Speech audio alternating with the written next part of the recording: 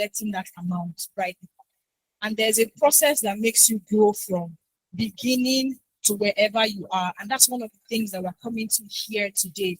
How to multiply your money and even multiply your ability to make money. Because to make money starts from you having the ability, to provide value to people so that you can get money. So that's why so whether your first salary was 2K or your first salary was 100K, the goal is that by next year, when they ask you your salary, if you have to put your how much you're earning, it will be maybe like times 500. Amen.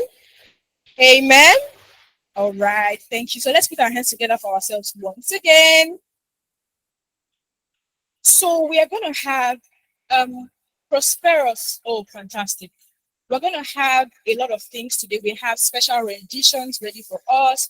We have keynote speeches ready for us. And I think one of our keynote speakers just arrived. So I will read her bio and then we would invite her to speak to us. I will read her bio now. Let me go back up so that everybody can see me.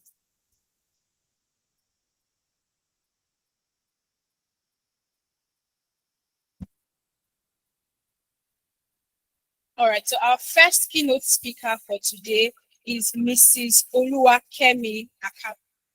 I'll just read her bio.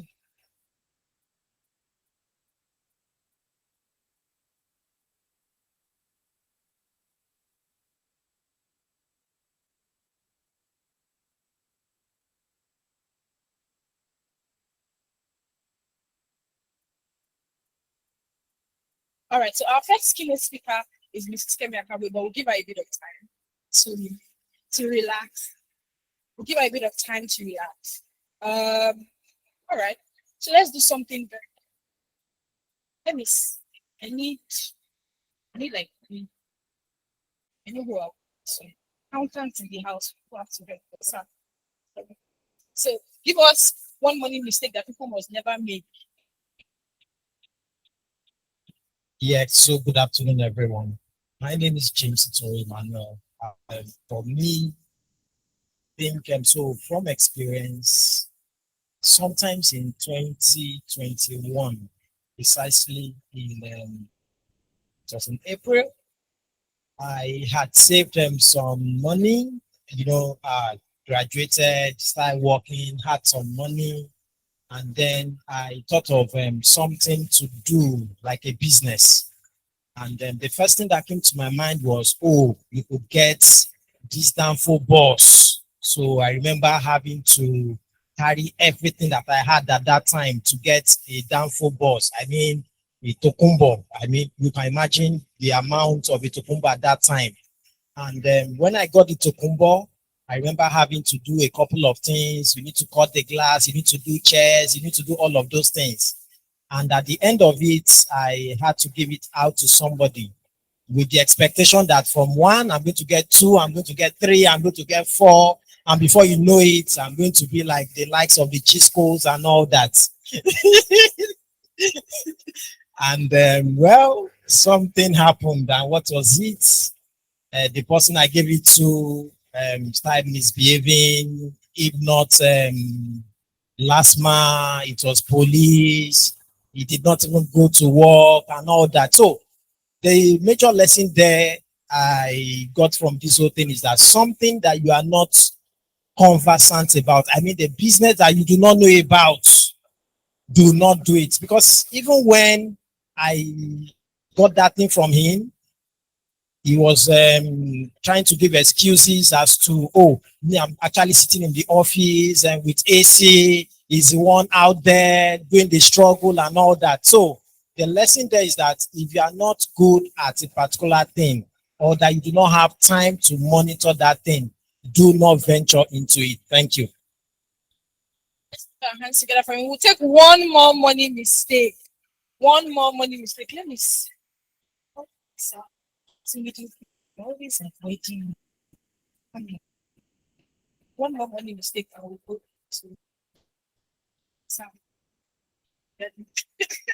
So one money mistake that don't say what you want to say. Just something. Oh, thank you. My name is Sal. And what about only one mistake I have made in my entire life. Any of his Ponzi schemes. Particular one, there was a particular one that I hate all those things, but I had to join this time around because it came from someone that had a very strong influence on me. You know, every one of us have a circle of influence. There are some persons that will bring a business to you and you would want to go into it because of the person's integrity. That's what I did, and I wanted to make a lot of money. So I put a lot of money, and it broke, as in it broke me down. And this will get advice: never join any Ponzi scheme. No, no, there's nothing like get rich quick. Nothing like that. You have to go through the process and then you go to the level that you are right now. Thank you. Thank you very much. So we're going to go into the first keynote session for today. And this is someone that not many people, all of us, once you start speaking, just get your notes, your pen, and write. Because I think I've listened to her more than once. And one thing I can guarantee is she's going to give you practical wisdom. Like what you want to hear is not all this aspire to perspire. No, practical wisdom. So I'll read her bio and we will rise up and honor and celebrate her. First keynote speaker for today is Mrs. Oluwakemi Akabuwe. Oluwakemi Akabuwe is a graduate of accounting from the Lagos State University and further obtained her accounting technical scheme ATS ICANN. With over 10 years of banking industry experience, Oluwakemi Akabuwe became the executive director of Jendol Superstores. She was moved She was moved to the position of the transaction officer. With her experience, Oluwakemi has been able to lead the expectations of making managerial decisions and has led the speedy growth of the company. With a warm round of applause and a standing ovation, can we please invite Mrs. Oluwakemi Akabuwe for her session? Thank you so much. Thank you very much. Have a seat.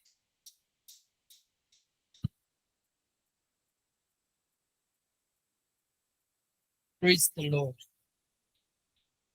We have to, even though it's not a church service, we still have to recognize church.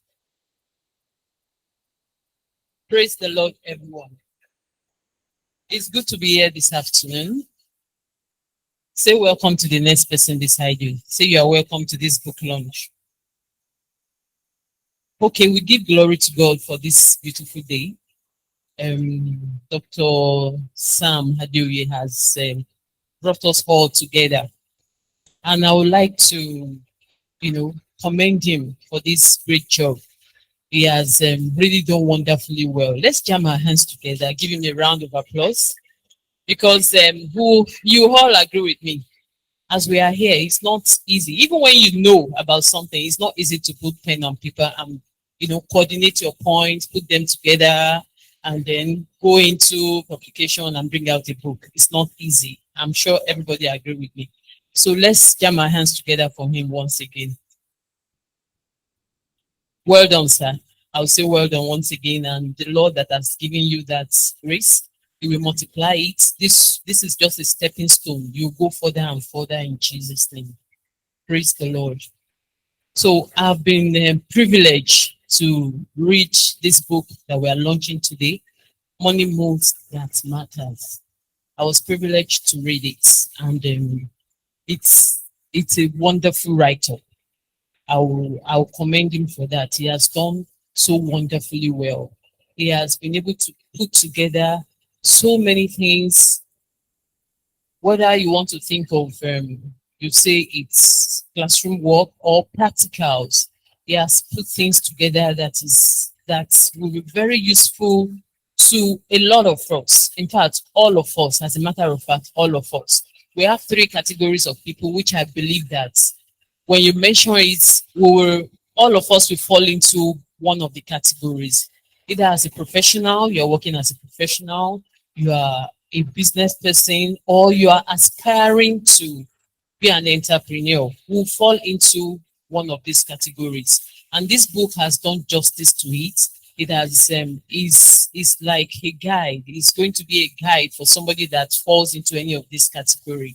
Whether you're already in business and you think my business has been running, but by the time you read this book, there are things you can as well do better. It can be better. Things can always get better. You are not at your peak yet. So I think things can always get better. And this book is something that will help us. Praise the Lord. So I will just, pick out some highlights of the book. And I think I want everybody to listen and know that that is the reason why we should get a copy today, not just for yourself. This category of people I've mentioned, professional, business, and aspiring entrepreneur. You will have a sister, a friend, somebody around you that falls into this category. So as you pick one for yourself, you also buy for people. What you can give to people is not just giving money, but if you give them what can help them to make money, I think that is better than somebody coming to you to say, please help me with a 2K, please help me with this. I have school fees to pay today, I have school fees to pay tomorrow, another time is coming, everybody is fidgeting and all that. But if you give this book, and the one beautiful thing about this book, which I saw, is that it even went ahead to give examples of businesses that you can venture into. Whether it's small scale, you want to start, to have low, whatever, or you are even working as an employee, you want to, start something by the side. He has given us examples. He puts so many examples. And when I was reading it, I'm like, he's even giving us expo on what you can do. Because some people will sit and they will say, I don't know what to do.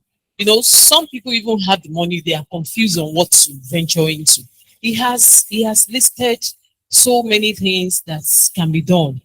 So it's a wonderful book. So I would like to start by, just reviewing it just little by little per chapter so that we know that it's something that everybody should buy, and buy it for somebody around you as you go today. God will help us in Jesus' name. In chapter 1 of the book, Money Moves That Matter, says that why we struggle with cash as professional or as entrepreneur. No, you need income. You need multiple streams of income. So for you to get to that, the book has, made provision for that. He has taught us a lot of things about that. Praise the Lord. Then it takes us to creating a financial system that outlives us. Of course, when you invest your money and you have, other streams of income, you have to safeguard it. You have to put strategies in place to make sure that this thing moves. And by the time these strategies are in place and systems are in place, that means in your absence, even when you step aside, the business can actually move on. So it's for us to create a business or to create a financial system that outlives us. You are having a financial budget, you are, following your budget in the house as a family. Your children are being carried along. Your grown-up children should be part of, should be part of this. You are also inculcating that habit into them. They are seeing it that, oh, I've told daddy these are my expenses for the month. They have put it in the budget, in the family budget, and that is how we are carrying on. So anything that's not in the budget, they will also know that no, this is not it. Or there is a provision for this, we can go ahead with this. So everybody goes on. So you are also putting a financial system that outlives you. After you, your children carries on from there, and it becomes a generational thing. So read it, and it's not a bulky book, because I know a lot of us are very lazy in reading, including myself. Nigerians, we don't like reading, but it's not very bulky and it's very interesting. Each page you open, you find it interesting. You want to learn more. So the only time this book will not be useful for you is when you don't read it. So as we are here today for this purpose, I encourage everyone to pick for so many people around you so that you can, give them financial liberty and remove burden from yourself. God will help us as we launch this book in Jesus' name. Thank you very much. Wow. She did like 3 things in one, and I'm not even joking. Number one, she made me say, if I did not come here to buy, if you came to this place with the plan to not buy this book, like, let me just come. You're already second guessing that. It's like, I will buy this book, true. So thank you so much, Ma, for that beautiful summary. And another thing that she did is she now taught us, she now gave us teaching moments. I don't know how many people here when she started talking about, number one, if you are doing this, you must do it well. Don't just do it anyhow. Number two, she talked about structure. She said when you are making money and you still have to be there all the time, you are still hustling. That's what she said. Though. But the moment you put structure in place and you can sleep and your structure is working to make sure that you keep making that money, then you are in business. Then she talked about generational wealth. When she said the children must know what you are doing, they must know the how, they must know the what. Can we put our hands together for her once again? That was a session that will just help us to relax, to shake our head, to turn from side to side. And we're going to invite Minister Godson Peter to just give us light music for us to enjoy, shake our heads, and just relax. Can we put our hands together for him as we invite Godson Peter? If you want to clap and do woo-woo, you can do it better. You're doing it like you're not sure.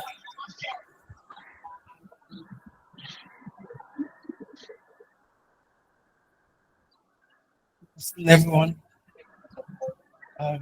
my name is Dr. Peter, and I welcome you all to Money Moves that matter.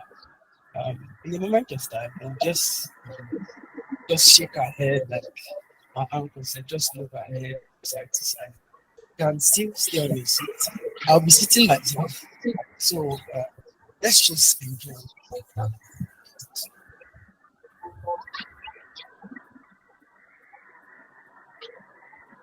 Christ is my firm foundation.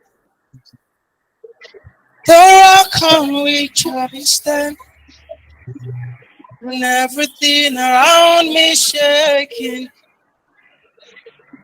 I'm held by my oh Jesus. He'll never let me down. He's faithful. So I won't fail now. He won't. He won't. He won't fail. He won't. I love you, Lord, for your mercy. All my days I've been held in your hand.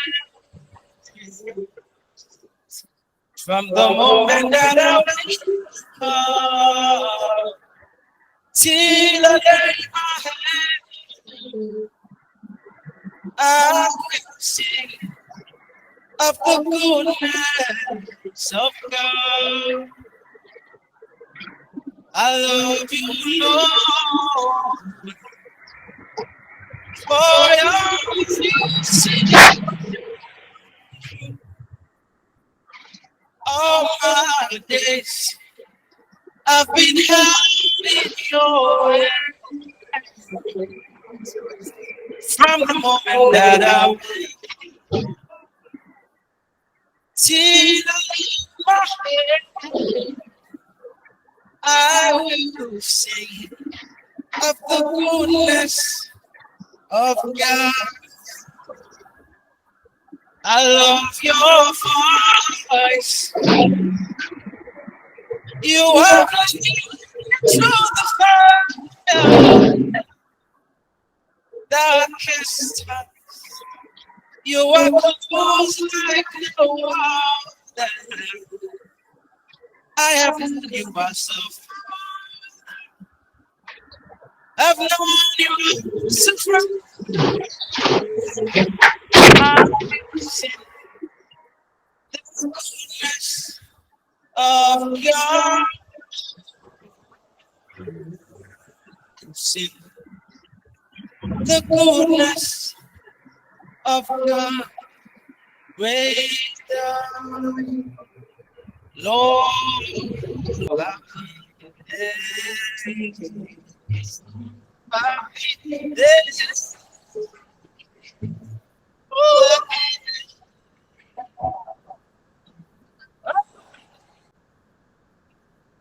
Thank you so much. I would have tried the ranges that got to try, but I don't think my ranges. No. No. What keys that got to? Thank you so much. We're going straight to the panel session. We're going straight to the panel session for today. The first panel session. Hello. Hello. Hi. Hello. Thank you. We don't need it now. You understand? Then I need it. No, this one. Thank you always. Let's put our heads together for them. Thank you. So we're going to the first panel session for today, and this panel session, what I love about this event is that they have thoughtfully and carefully curated this. There is a panel session for people on the career side, and there is a panel session for people on the business side. So wherever you fall today, there's something for you. So the first panel session is the panel session for those of us in careers. So you're 95, this is your session. So again, what I say, take your notes and your pen so that you can jot down every single thing that they're sharing. So we'll be inviting them, and as you see that somebody say, please, as usual, just put your hands together for them. I'd like to call the first panelist for the day, Adetayo, I know. Adetayo, I know. Adetayo, I know. Please, let's keep clapping. Let's keep clapping. Let's keep clapping. Second panelist, Oyin pharmacist, Oyin Damola Teller. Pharmacist, Oyin Damola Teller. Third panelist for today, Oluwatosin Adeosun.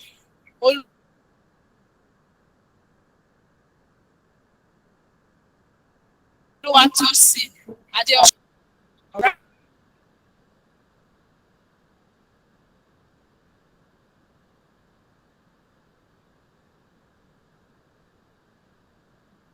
Please, I didn't. Please help me clap so that you can forgive me. Please make it louder so that you can forgive me. Sir, please, what's the correct pronunciation?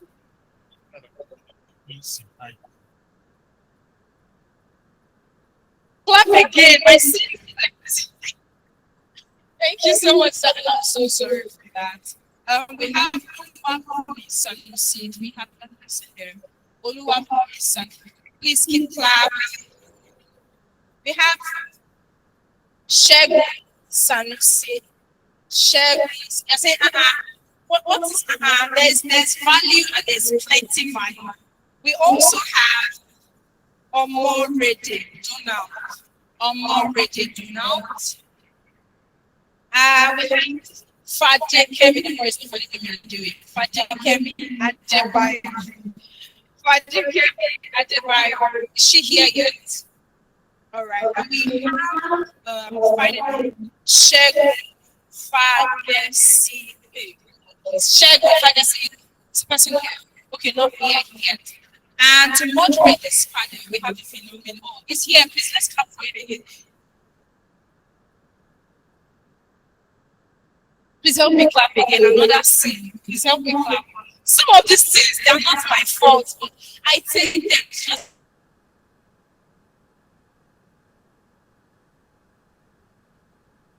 Help me clap so that they can forgive me. Thank you. Sheung Fanga says his name. We have not get this one since. I just reduce your clap so that we'll give it to other people. Thank you so much.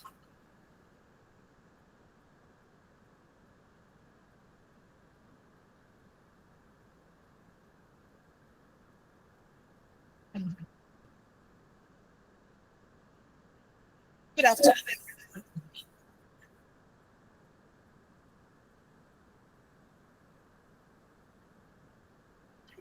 Good afternoon.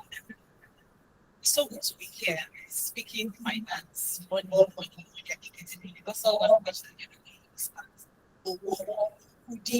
what else? What else we call money? Like it's a language that everybody understands, and it's one of the reasons it keeps us going, right? And so money moves.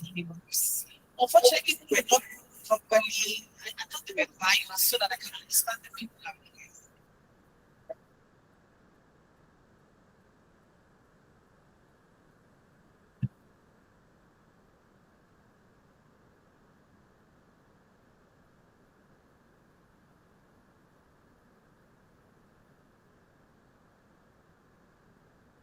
All right, so quick interruption. I want that to the center so that the cameras and everything would cover them so that my skew to the left. And we'll use that opportunity to read their bios.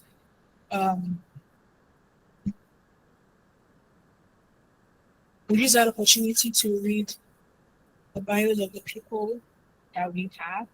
Okay, we have Oluwaseun Fagesi, that's you, sir.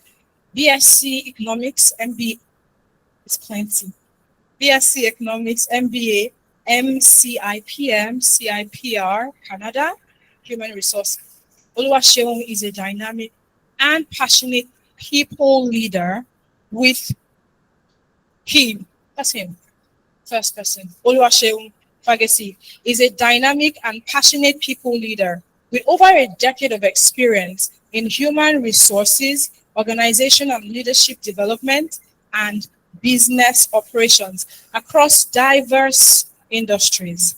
He currently serves as the head of human capital at Segilola Resources Operating Limited, where he drives the planning, development, and execution of HR initiatives that align with and support the goals of Segilola Gold Project. Please let's put our hands together for him once again. All right. We have Adetayo. I know that's him over here. He's a graduate of food technology from the prestigious Yaba College of Technology and holds a master's in business administration, general management from the Redeemers University, Ede. He is a member of the Nigerian Institute of Food Science and Technology and the Chartered Institute of Finance and Control of Nigeria. He is a banker with one of the most foremost banks in Nigeria and a financial advisor and consultant. Let's welcome once again Mr. Adetayo. I know. All right.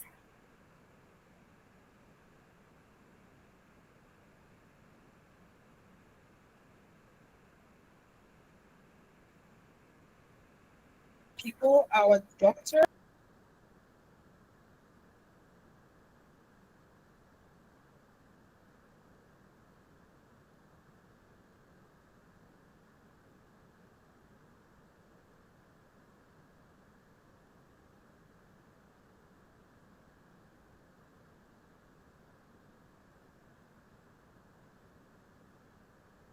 What's your last name?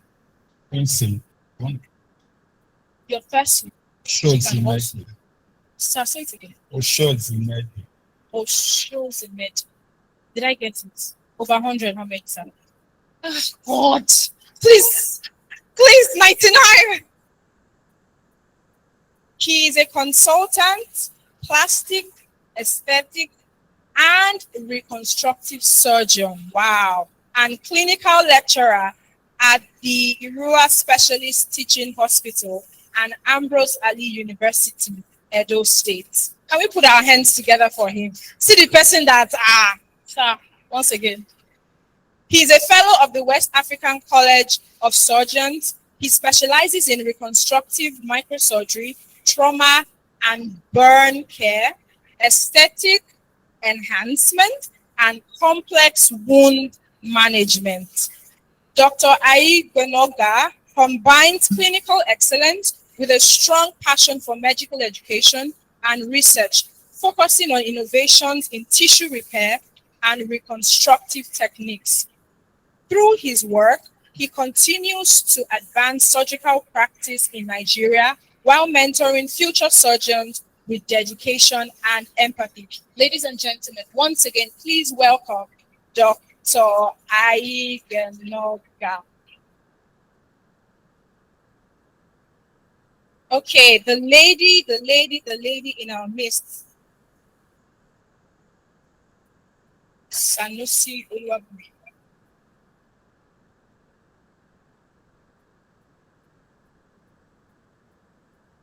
Okay, 1 second.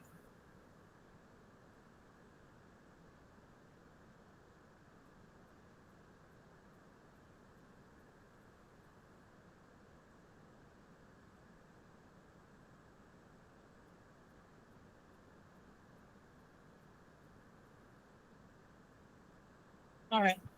Sorry, I have very special, so I needed to get. I won't be begging today. All right. So we have Sanusi Olubumi, and we also have. Oh, so I'll introduce Sanusi Olubumi, and I'll introduce our moderator. Let me introduce Sanusi Olubumi first. So Sanusi Olubumi is a credit analyst, and she works in a prestigious financial institution. And one of the reasons she's here today is she's going to be sharing, of course, how to grow as a career person. And also, maybe she'll be giving us money moves tips as a credit analyst for financial institution. So, back-end information. And finally, let's put our hands together for her. And finally, we have Ijoma Thomas Odia. She's a journalist and she's the editor of Guardian Woman Nigeria. Call her Guardian Money. And she will be moderating this panel. And we hope to learn a lot from them. Thank you so much, everyone. And thank you. Thank you so much, Dr. Thank you. So we'll be going straight into the panel session. I have 4 amazing panelists here who will give us insights on spending and making money. Yes, we should understand how to actually spend money right too. So I'll come to you, Sheon. What's the best career advice for a young person that wants to experience increase in their finances? Do you advise them to join side hustles, leave a paid job? Okay, I want to come from this angle. It's always good to be a career person. And your career is not something that you just pick up all of a sudden. It's something that you must have grown up with. And the kind of economic way we find ourselves is an economy where your career alone may not be self-sustaining. So, but there's always this pride in that I'm a doctor, I'm a lawyer. But the environment where we find ourselves, is it creating that atmosphere you can, just like Madam said, he was talking about you making money and earning money. A level will come in your career that you begin to earn. But the beginning of your career is when you start making the struggle, you try to do everything so that when you get to that stage, you can start earning that money. And it takes time. Like majority of us who are in this space now, like the level, the career height where we are. There are some things that we used to do then that we don't do again. Like, let me just cite an example. Like, I used to be in Excel, all of those Excel stuff. But at this level now, it's more of a strategic role. And those Excel, skill and all the skills are, we've left it for us. But there are times they come to you and you begin to think, oh, do I still know this? But one thing that actually makes you the head is that you've gone through all of this stage, so you can review whatever they need. So as a career person, these are the things that you need to climb into. You need to know the minimum of what you're doing. But at that level of your career, when you start like a new bit, you must start thinking about what you can do to earn better, because you discover that if you want to be a career person and you see yourself doing this, you might find yourself in an environment where you see that your guys, people who are not even up with me, they are spending money. You don't do that. It's not with your salary. Because it's not everybody that is fortunate to start with a big salary. You start with small salary. But while you are at that level, begin to prioritize your enlarging your income. And how do you do that? Is look at what is trending. While you're doing that does not mean that you should stop your career. Your career is still your career. It will pay off when you get to that stage. But you start prioritizing, how you can increase your income. And how do you do that? You look at what is trending in the environment, upskill yourself. And how do you upskill yourself? You need to build yourself on some professional certification, professional development, and like that. That is in the area of your career. But when you need to upskill yourself, I want to cite an example that, if you are a frequent traveler, you go to a place, you discover that Canada won't be irrespective of who you are. Back to do what you can never imagine yourself in the because you don't do it. If you don't do that, you don't meet it. So, as you're looking at me now, I work as an HR professional. But there are some things I'm doing that that, in the future, I want to go into Canada. Do I want to go and start? I want to go and do HR over there. But they have their HR rules, they have their certification and all of that, which we are fortunate to have gotten that right from the right from the maybe I can tell you maybe as the CPA trial in Manchester. And the reason why this is because we're looking at what the future holds. But while I'm doing that too, there's one of my friends, a very qualified man, he knows a very good friend of mine. He introduced me to a course. What is this course? Caregiver. You're looking at it, how would I go and do? But you discover that there are so many pathways when you get to that place. In fact, when you get to that place, you discover that your brothers and sisters over here, when they are not sending money home, it's not simply they are being paid. It is just because that economy has been structured in a way that whatever you earn in that place ends in there. So what they do extra are these caregiver, they will tell you they are going to Buffalo no shift in all of those things. And look at it, you discover they don't sleep over the night. They go to work 8 to 5. 5 o'clock, they come back home, they sleep by 10 o'clock, they go by 3 o'clock the night, they come back to sleep. Those are the extra income that they will use to finance whatever project they have because that economy will come in. So if you want to go beyond the norms, then start thinking on how you can increase your earning by investing in yourself. And you need to do extra work, extra business. I have someone in my place of work. He's a good man. He's one of the business. But one thing is that in this job we're doing, like we are in the world, they call it the VUCA world.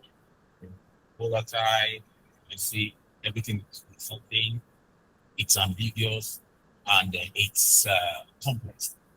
You may think the thing that works for you, the way it used to work for you yesterday, you may think it's going to work for you. So you start planning.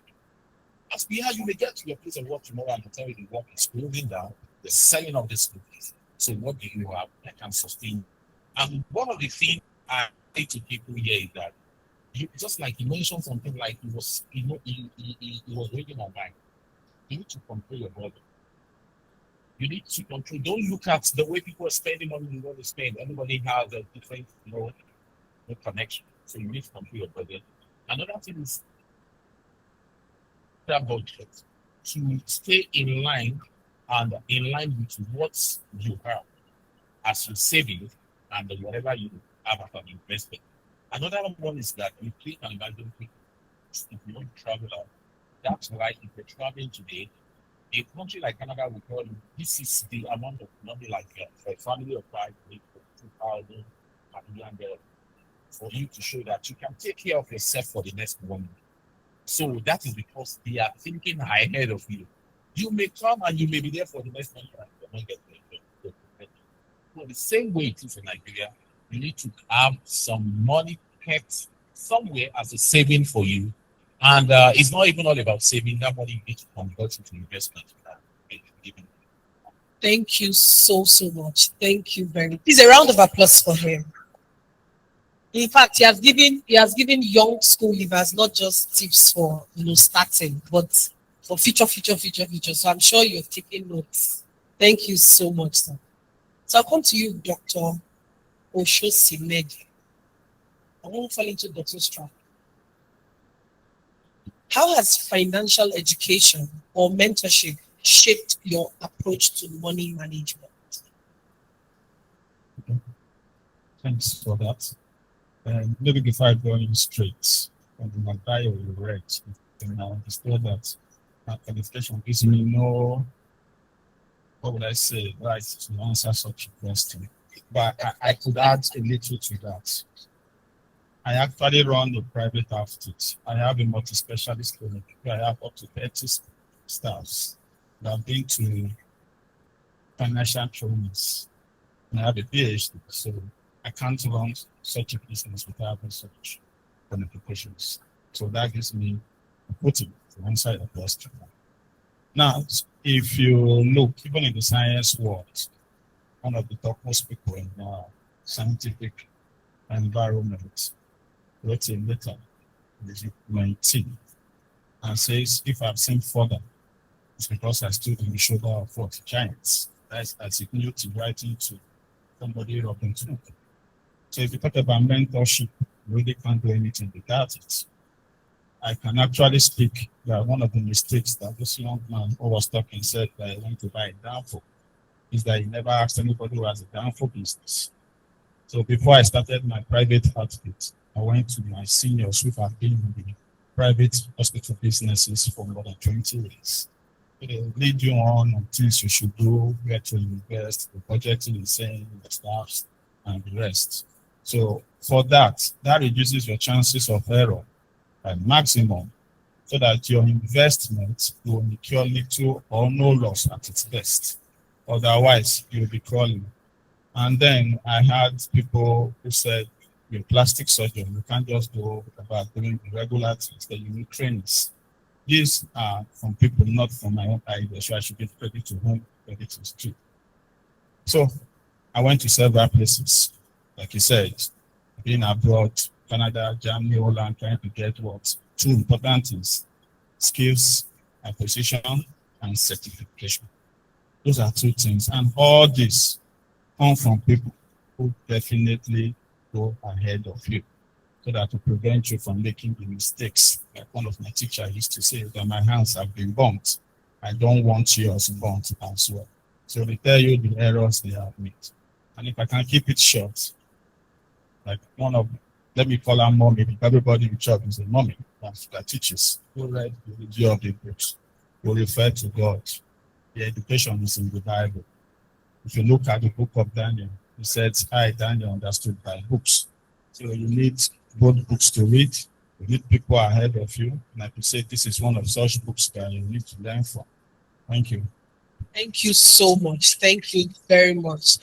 In fact, he actually talked about mentorship, which is really key. So before you go into that business, who have you listened to? Who have you gained insight from? Thank you so much, Doctor.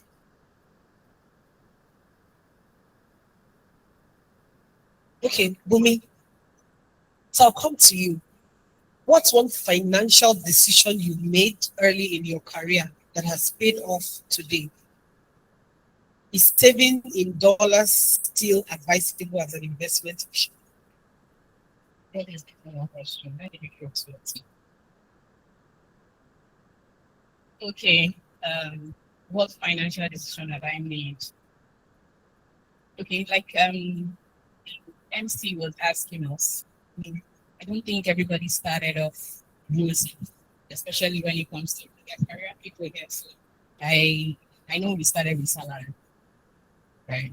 We didn't start losing. And I remember when I joined financial institution, I graduated as an engineer and I have an MSc as an engineer. But I told myself I wasn't going to work anywhere apart from being an engineer. But unfortunately, God has a better plan for me. So I'm currently in a financial institution. So what financial decision I made? When I saw my salary, when my salary was paid, I looked and I told myself, I thought they said people that work in a bank used to have money. What's happening? This is not the money that they have. If I blow this money the way I see people blow this money, I don't think I will take anything home. So one thing that stood out for me was prudency. You save now so you can spend more later. That was my watchword. In fact, when I was getting my apartment, I know one thing I told myself is, if I don't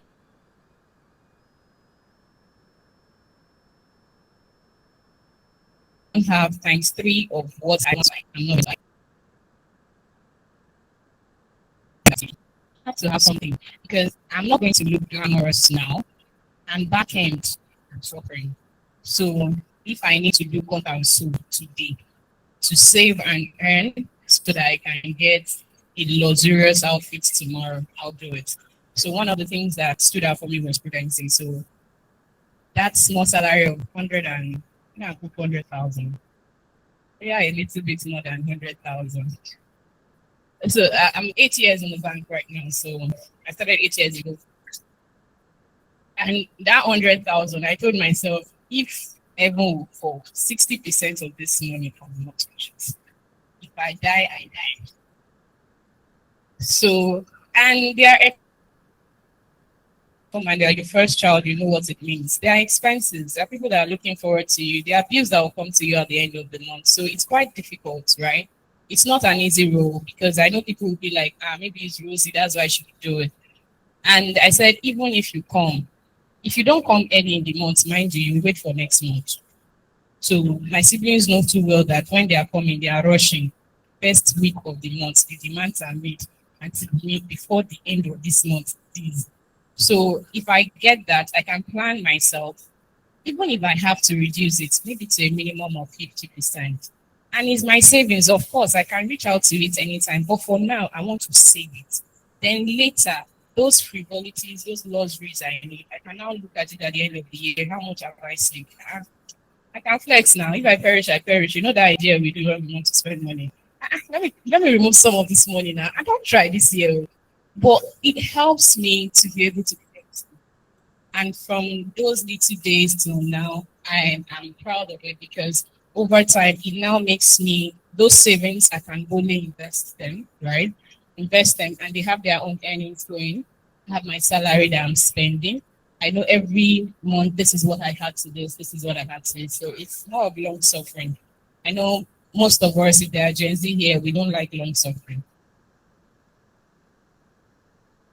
What you don't have now, you have it later, trust me. You can even have times 3 of it later. But do that suffering now. We are not dying. I know some people will say, I will die tomorrow. We are not dying. We are covered. We are God's children. We are not dying anytime soon. But then let's do that. I think those two really stood out for me. Other things are part of the things that Mama has mentioned and that is in the book. I'm sure when I heard her say those things, I said, these things are already in the book. And that's what makes it rich.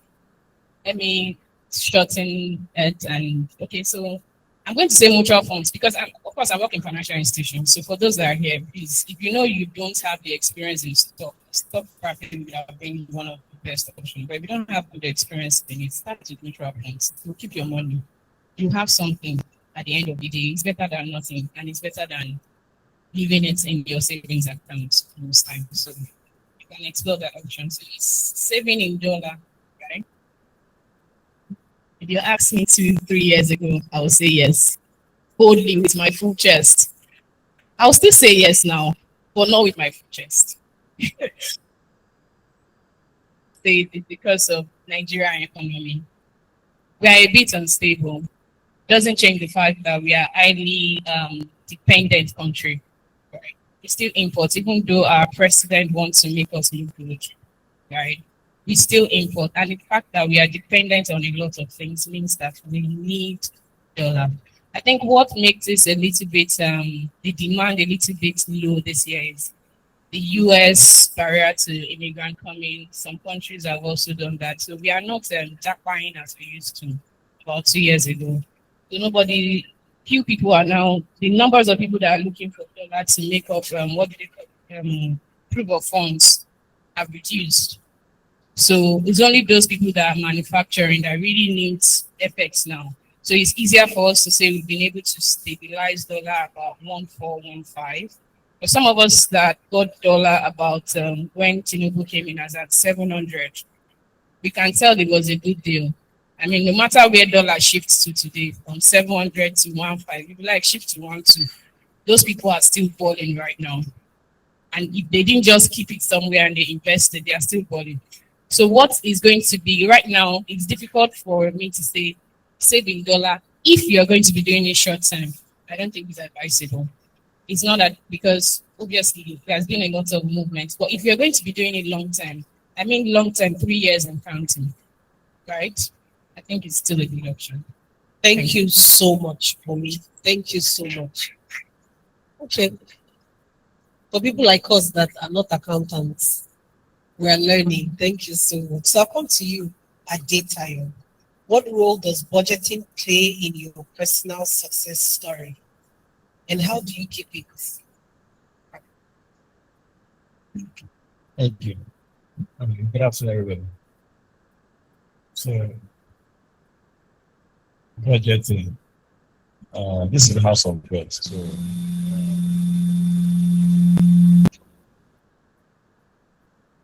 like I said, according to Daniel, you have to stand up and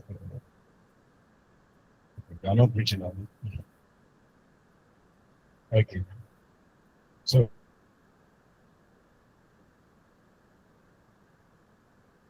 if you want to fight a war, first you must count your cost. You must count, it is very, very necessary. So any money that comes in your head, you must have done a manual calculation. I was reading an article yesterday that customers now wrote. He said money comes to people that love it, that invest it, and that value it. So any amount of money you get, you must have known that this one is seed, this one is use, this one is maybe offering or assistance. So budgeting is very, very practical. Like Pastor Sam was saying, I invested in a business that someone respected did to him. I have also been involved in something like that. A respected person also introduced me to business, and hastily packed my money and I went. My God, money is gone. I mean, and funny enough, all these things, it's even more difficult when they pass and they tell you preach something. Yeah, use it now. You don't go mess up. Because you tell somebody that the Bible says, he that believer should not make haste, and I hastily invested the money. Money has gone. Am I a believer? Yes. Here's my money. You don't go. So you must, when you budget, you must be stubborn with your budget. God is not going to come and tell you, my son. No. He has already told you what to do. He has given you sense. Bishop Oyedepo said that we have brain to use it. You know what to do. You have to be stubborn with that budget because nobody knows when the rainy day will come.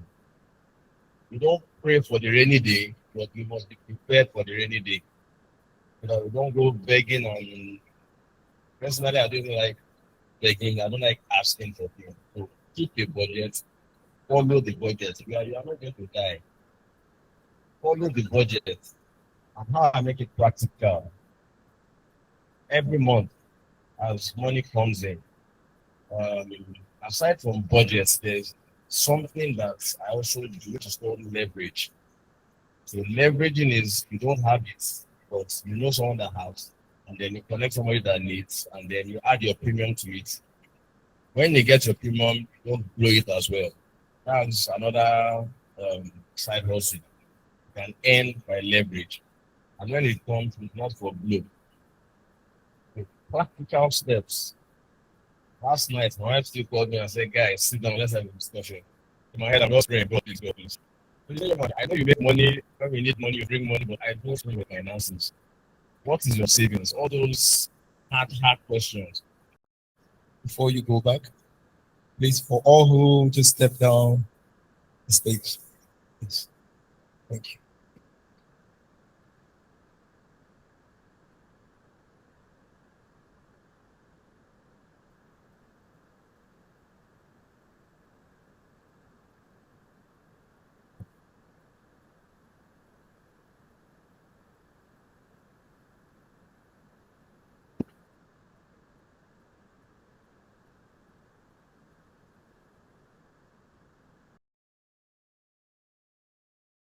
Or 17 Pro Max and all that. Now you see somebody earning like 100,000 trying to get an iPhone. What's in the need? Seriously, I mean, the phones that we use, that we carry on all around, most of what the phones we use is because of status, not because of the values we're getting. An average Samsung can give you the services that you desire in the field, but because I work in Chevron, I had good money, I had millions of naira, so I should be carrying an iPhone that shows my status.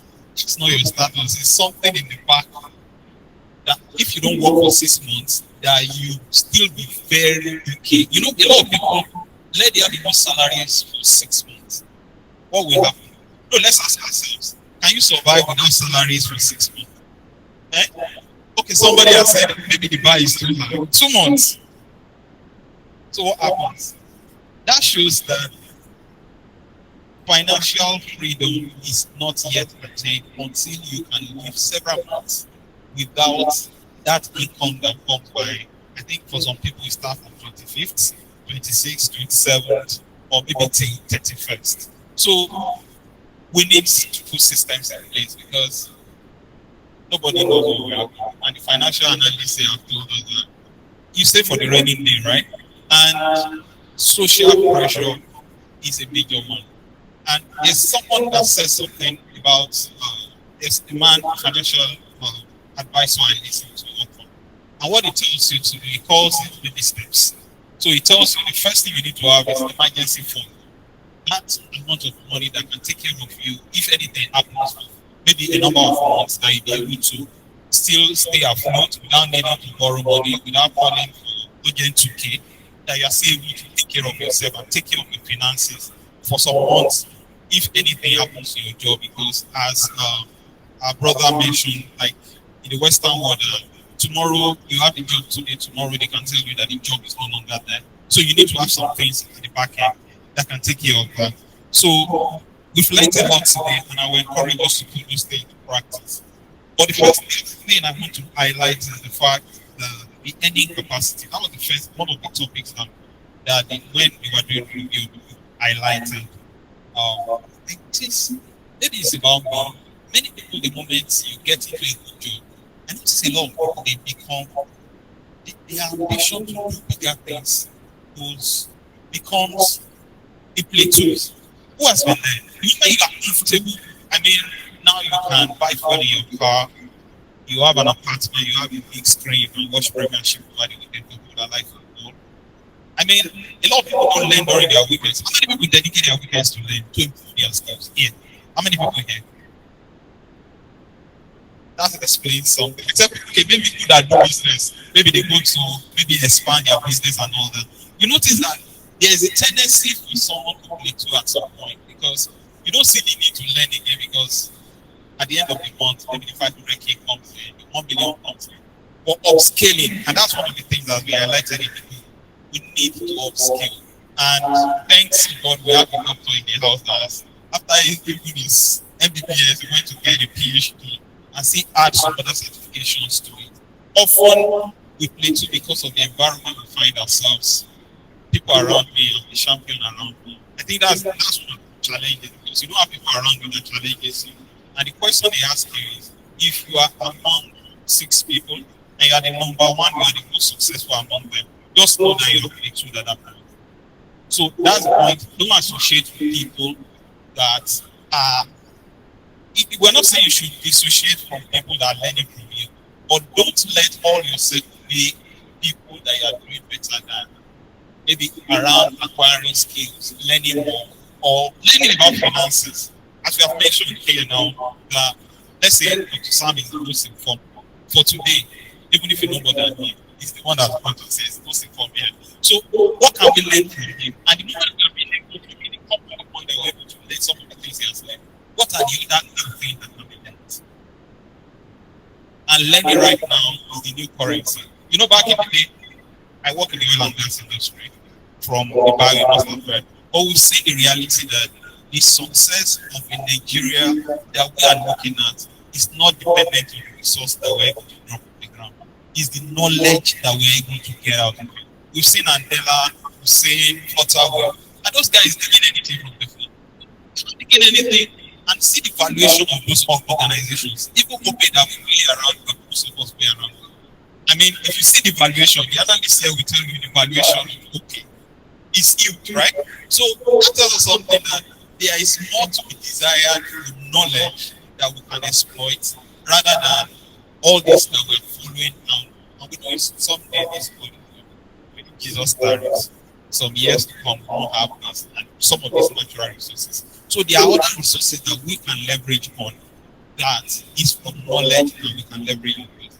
We have some of this. And the other thing I was going to highlight is around having a mentor. I think one of the teachers, one of the panelists here mentioned it. We need, one of the things I learned from Rich Dad and Mother, he said, be willing to pay the experts. And I'm sure Madam here will tell you from my experience where they believe. I don't have not this my first time of listening to her. I know they employ people that have done well in business. They have listen to. And am I saying the truth? I mean they listen to informed people.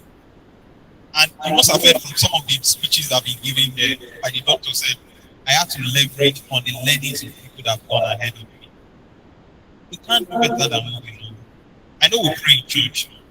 The revelation that will come is what that will take us to the level that we want to get to. So the revelation cannot even come if we don't read. And the other thing around, you know, she mentioned the very same why giving the company. Don't read. How many of us have read a new book this year? New book for learning, not for leisure. You know, people read fictions, right?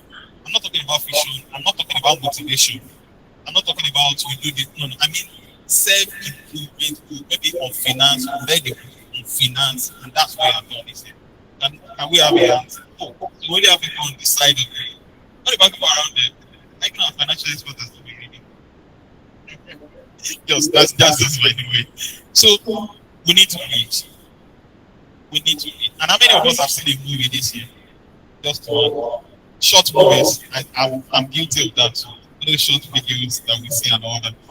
But it has been found that you don't get really informed from some of those things. It has to be a concerted effort, focus on a particular area of learning that you do continuously over a period of time.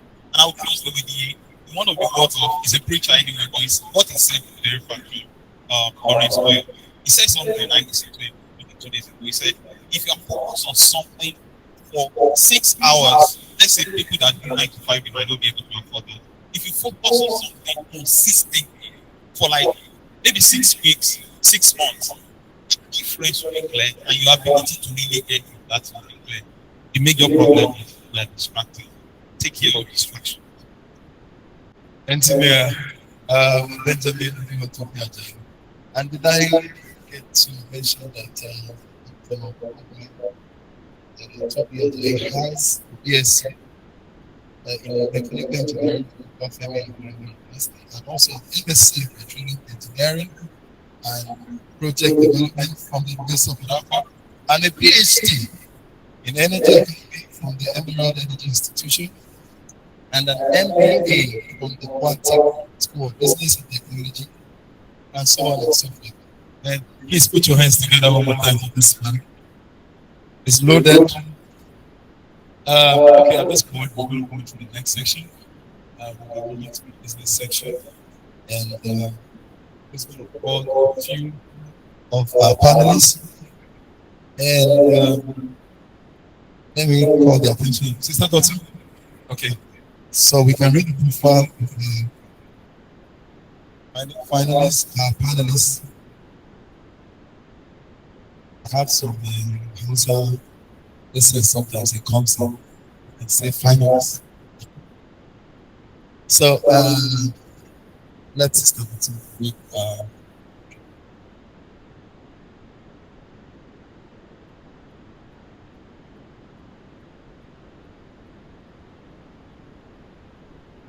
all right.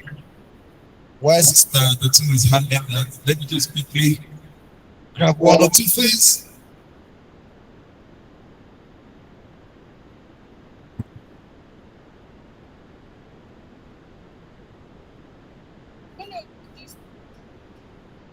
For the business session, and it sounds interesting. Money making session. So as we call them to the stage and make their bios, or both of us make their bios, please endeavor to honor them, give them a clap so that they can share their secrets. You know, sometimes business, when they are making money, they will tell you half. They will not tell you the remaining. So when you hype them well, you encourage them to say everything so that all of us can live here with everything that comes to them. The first person that we'll be inviting is Olatunde Ajibola. He has a BSc in economics. He's a member of the keep clapping. He's a member of the Institute of Chartered Economists of Nigeria. He's a creative director at Deepfield Services, an organization that focuses on commerce and real estate. He is a husband to one and a father to a beautiful girl, and plenty more to come. Please, let's put our hands together for Olatunde Ajibola. The next person that we will be introducing is Princess. What happened? Let's not happen. What happened? It did not happen again. I'm still here. Okay.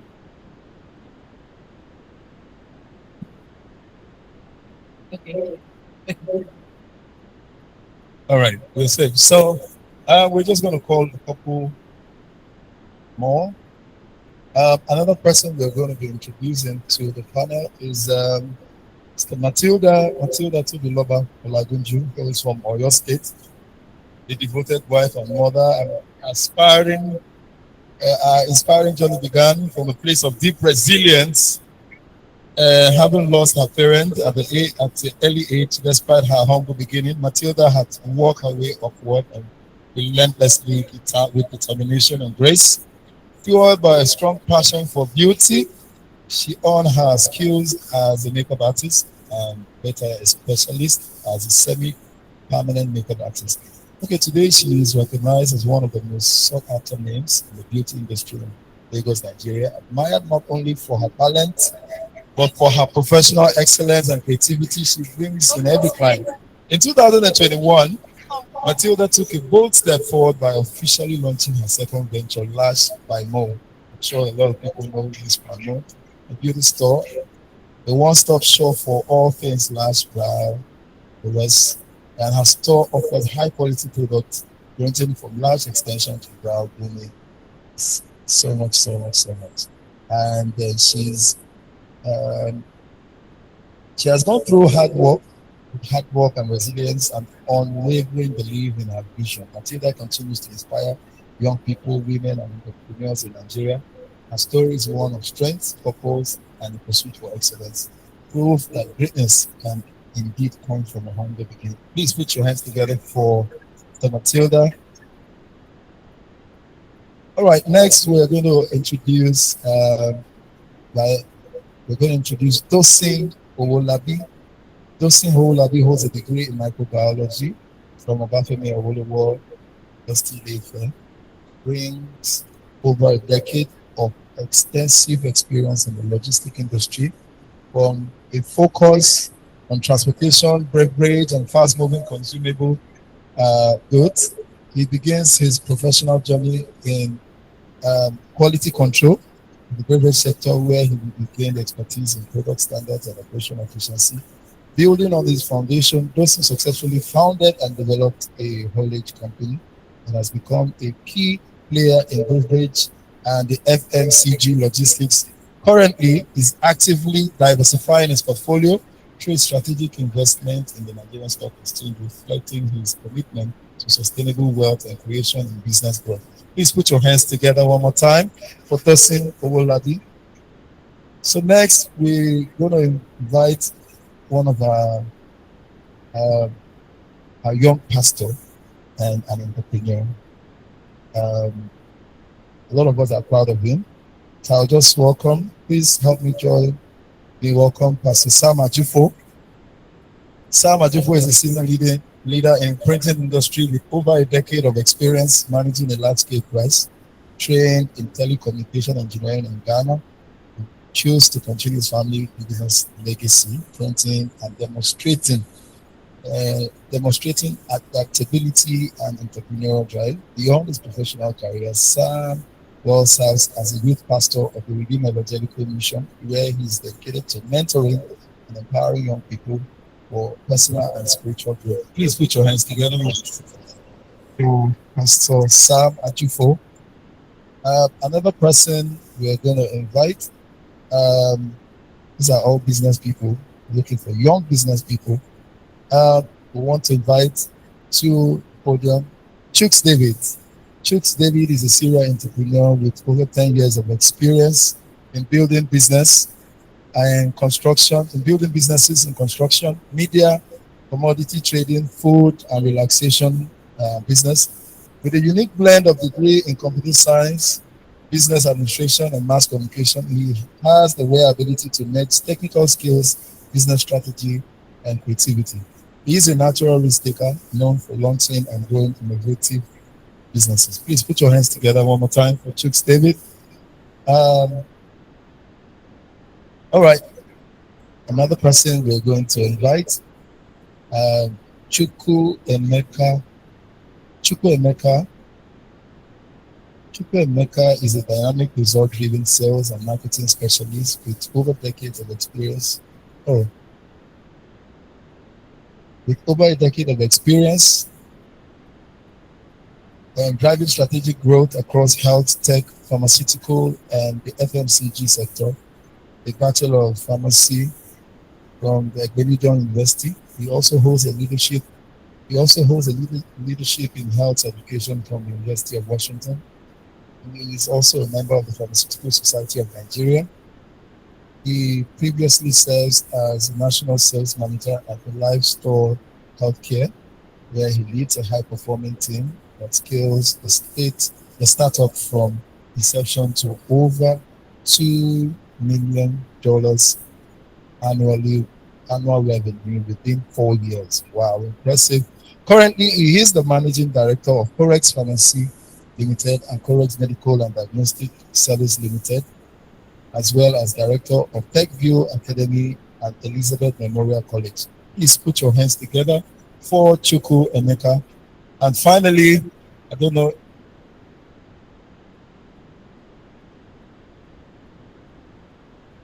Chukwu Ebuka. I'm sorry for murdering the name.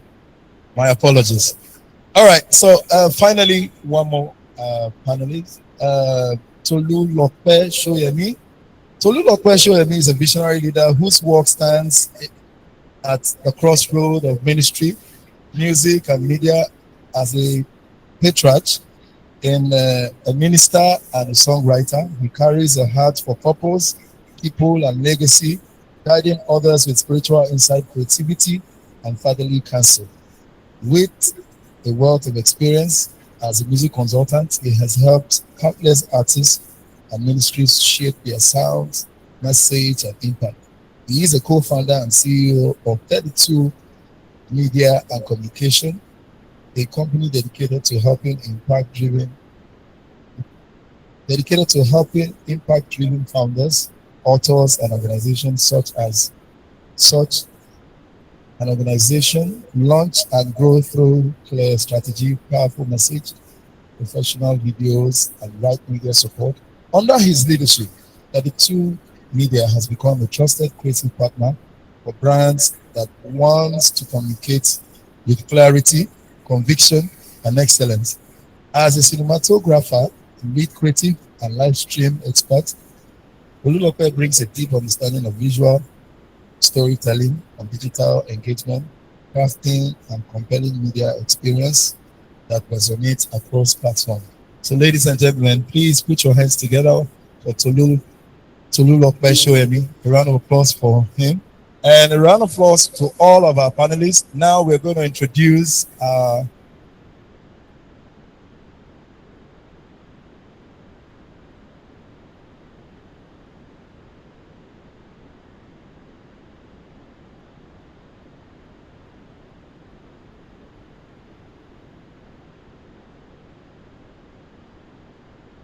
okay, I think panelists is going to be well expanded. I think we will just add two more.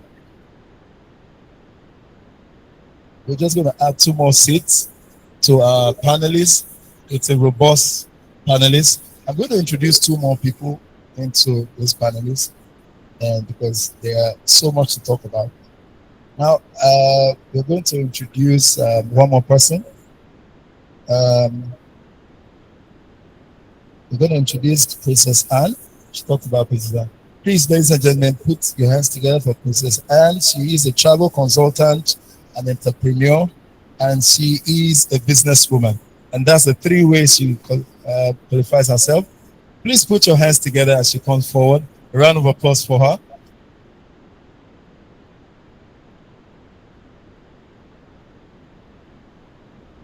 All right, and also,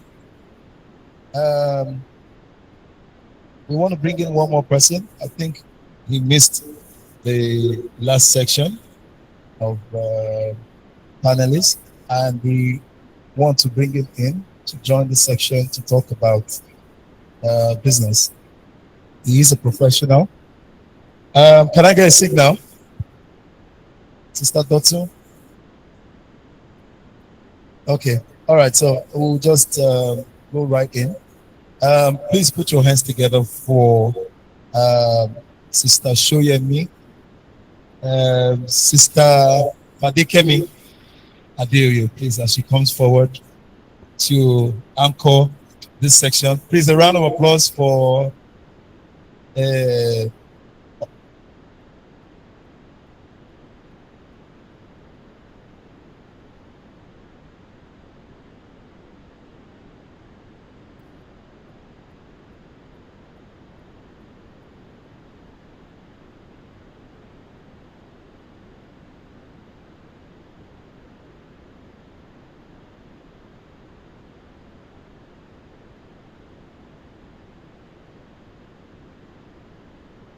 All right, thank you so much. Even though you did not introduce me properly, MC, I feel that, come on. Anyway, it's okay. I'm the moderator for this panel. Ladies and gentlemen, please let's celebrate our panelists one more time. I think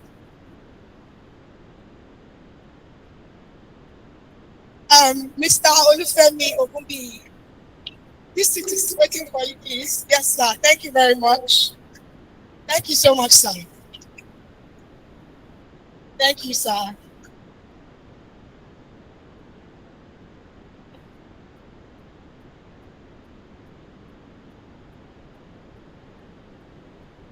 All right. Thank you so much to the author for inviting me and being a moderator for this panel. So I'll just go straight into it. I'm going to start with Pastor Sam Ajifor. As a business owner, how do you strike a balance between reinvesting profits for growth and maintaining adequate cash reserves for stability? That is, you have made profit, you reinvested. How do you choose between saying, I want to reinvest this profit so that I will grow, or ensuring that I have cash flows at all times? You always put back your profit to your business to grow the business, or you just like to see your money in the bank? That basically, simple terms. All right. Thank you very much. Firstly, one of the reasons why I'm here is so that I can gain knowledge. See, I'm a businessman, and I I got into business from my dad. So I had to follow his footsteps. Then because I went to school, studied a little bit of accounting, a little bit of engineering, I had to upskill its style of business. So what I do as regards your question is that I stand what it needs to reinvest. I don't eat the profit. So once I make profit, I have about 20%, 10 to 15%, about 20% profit.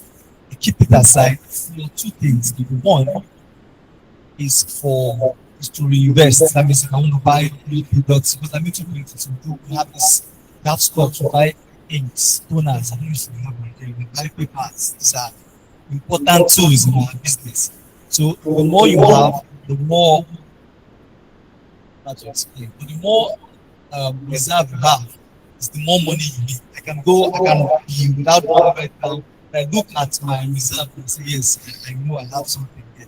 What I do is I keep about 20% of my profit. When I mean profit, aside every expense made, profit 20%, and from 20% I divide it into two. 10% is a reserve for emergencies, because I didn't know that there are really emergencies in businesses until I got into it. And sometimes at the price of what you used to buy, all of this just goes up. Just like that. You have already sold everything, you're going back to the market just to realize that the price is up. So bad because when you start from how what I mean go up. I'm not talking about 5% up, I'm talking about 50% up. Then I realized that savings is so important. What I do is that reserve is the back, take back, I put it back again. This time around, I'm always in contact with the supplier. I don't want that to happen again. That's Thank you very much. Please let's celebrate that answer. That's so good. So as a business owner or aspiring business owners here, that's a word for us. We are in a volatile economy. Things go up, things go down. So always be prepared. I'm going to go to Matilda or the only woman, one other woman, the second woman on the panel. Many SMEs struggle with separating business and personal finance. Have you been able to successfully draw that line in your business operations, where you're not putting your hand into business money all the time? You have is your business separate from its owner. And if it's something you were doing before, maybe you used to join everything together. Have you learned? What are the things you can advise us? Okay, thank you for your question.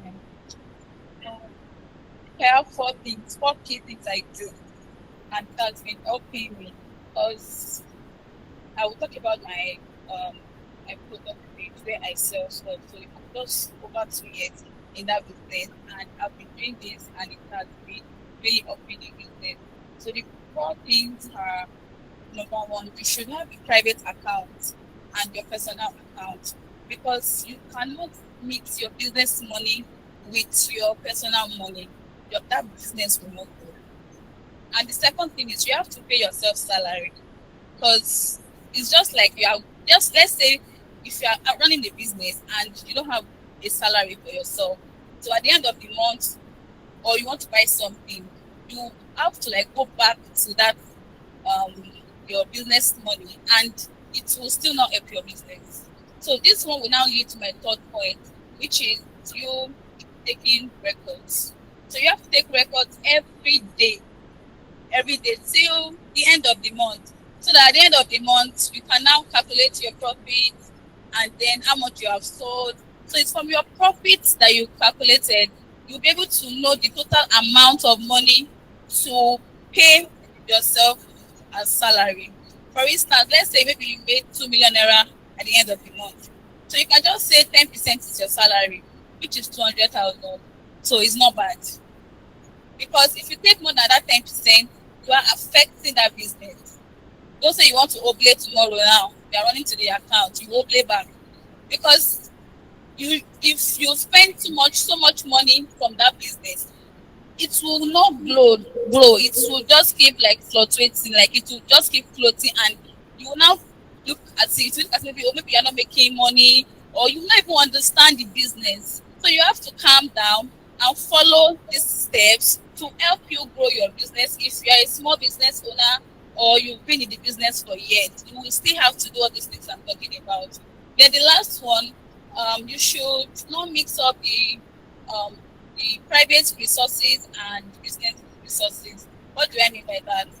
Like I ship nationwide, like interstate, in Lagos and all. So let's say there's a particular product packages I need to like deliver interstate, and the person to deliver the package is not around. I'll do it myself, and the money I meant to pay the person, I'll pay it myself for the stress and for my time of taking myself to the park. I'm going to pay it myself. So, in summary, what I'm saying is you have to be disciplined. Like you should be disciplined in the essence that know that this money I cannot touch it. If you like have one thing that come up now, you have to just hold on till you pay yourself the salary. And then you have to like have a structure. Please know that this particular money is going back to your business and this other money is for whatever thing you want to do. So lastly, like you should always know that your business has to grow, because if you don't grow in your business, you just keep moving around the clock and you will say that, oh, this person started business yesterday and she's already doing this and you are just stagnant just because you don't know how to run a successful business. So you will be having issue and you would not even know like how to go about it. So just relax. Running a business, even in Nigeria, like it's very difficult. Because me, I deal with exchange rates.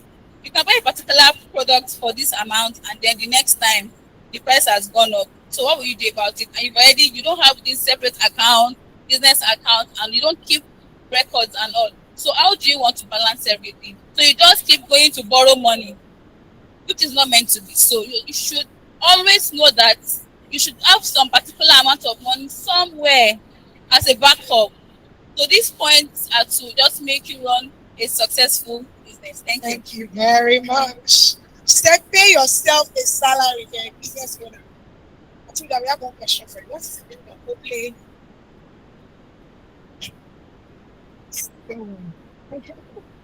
All right, over to you. Let me see who's next. Okay, I'm going to ask Lucy Awela P. How do you manage cash flow during seasons when sales are slow or clients delay payments? How do you manage your cash flow? How do you manage cash flow? Okay. Before I do start, the Lucy Awela P, I think the MC more that my name. Yeah, sorry. Yeah, no problem. So the question is, how do you manage cash flow? Well, I run a logistic business, and not bishop my business. The business is a bit cash heavy. At least, best of my understanding. Someone like me now, I think I use over roughly about 1,000, almost 2,000 liters of diesel per day to run my business. So that's a bit significant. I think it's a bit cash intensive. Of course, and people are good to also do something bigger than that. So we need a lot of cash. Now there's a common saying that cash is king. So the cash flow is very important. So how do you manage cash flow when there's a bit of slow business? Now every business have a kind of cycle. There's always a peak period, there's always an off peak period. At least a lot of business are like that. There's some business that it's immune from that, but at least most business are this cyclical. So nature of my business almost like that too. I'm entering a peak period. We are going towards the season period, or this festive period. We always have a lot of movement of goods. So the way that would be, how do you manage? The first thing I will say is this. I will look at it from three perspectives. Number one, the ability to reduce your outflow. Now, when you are off peak period, now you have less business coming in. So I think business demands that you just want to allow a lot of outflow. So one of the things I've done is this. Now, the nature of my business require a lot of constant cash. So what had to do was that we create this kind of system. Now, for our business, we have a diesel station that we rely on. Now, just in a single day, I have to move about 10 trucks. This can be big cash intensive. And mind you, I'm not just planning on diesel alone, I'm planning on maybe there's a sudden vehicle maintenance, and in some crazy time I've had some accidents. Of course, we don't pay for it, but of course. So some of these kind of things have happened. So one of the things we do is that, of course, I try to reduce the kind of cash that goes out of my business by negotiating with some other businesses. Now, for example, in my own business, my own line of business, I have people that can give me credit. Now, if you must have a system that will require credit, that means you must have character. I think that's one of the things that people don't often talk about in business. Your character is far more important to me than even the cash you are pulling. Your character. Now, can people trust you? Now, if I say, okay, give me 20,000 liters of diesel, is the person guaranteed that is going to get his money back, or will start chasing you up and down? So, I think that's one of the aspects of our business that we're able to deal with. I have people that can supply me diesel, and I don't have to pay immediately. So that removes the burden of my neck. And another thing I would like to talk about is sorry. Well, retaining cash. Now, retaining cash, I think one of the things I also do is this. There's a minimum amount of money I must have in my account every time, because the nature of my business, I don't know, of course, people have different kind of business, but the nature of my business is a bit cash intensive. I can demand money anytime. So there is a minimum amount, or I have a threshold of cash I must have at any time. So even if everyone is falling and you say, give me this amount of money, I'm not giving you, no matter what it is. This one is unfortunate. And the reason is because even if everything is falling. So, because if there's a challenge, that's where I draw from. So that's the second. And the last I'm going to talk about is during kind of low business, you must also have a third means, or let me say other means of generating income in your business. Almost every company you see today, if you look at their financial statement, they will tell you other income. That means there's another source of income. For someone like me, I'm into the stock market. I trade. I buy stock. I sell stocks.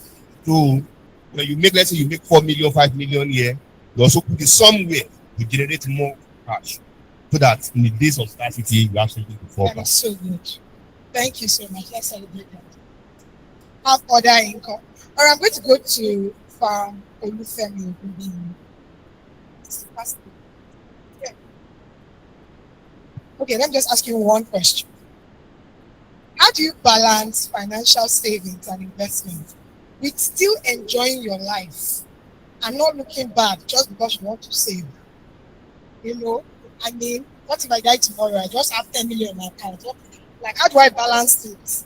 Knowing that I still have to enjoy my life a little bit, at least dress up. Okay, thank you, moderator, for that. Basically, I'm sure most of us have come across saying the Maslow hierarchy of needs. In any person's life, the first thing you need is your survival. That is the solid family. Thank God, God has provided for us, here for us to live, and again, giving us the opportunity to sleep. That is, we are taking it for next level question. Then next, you need to have water and food.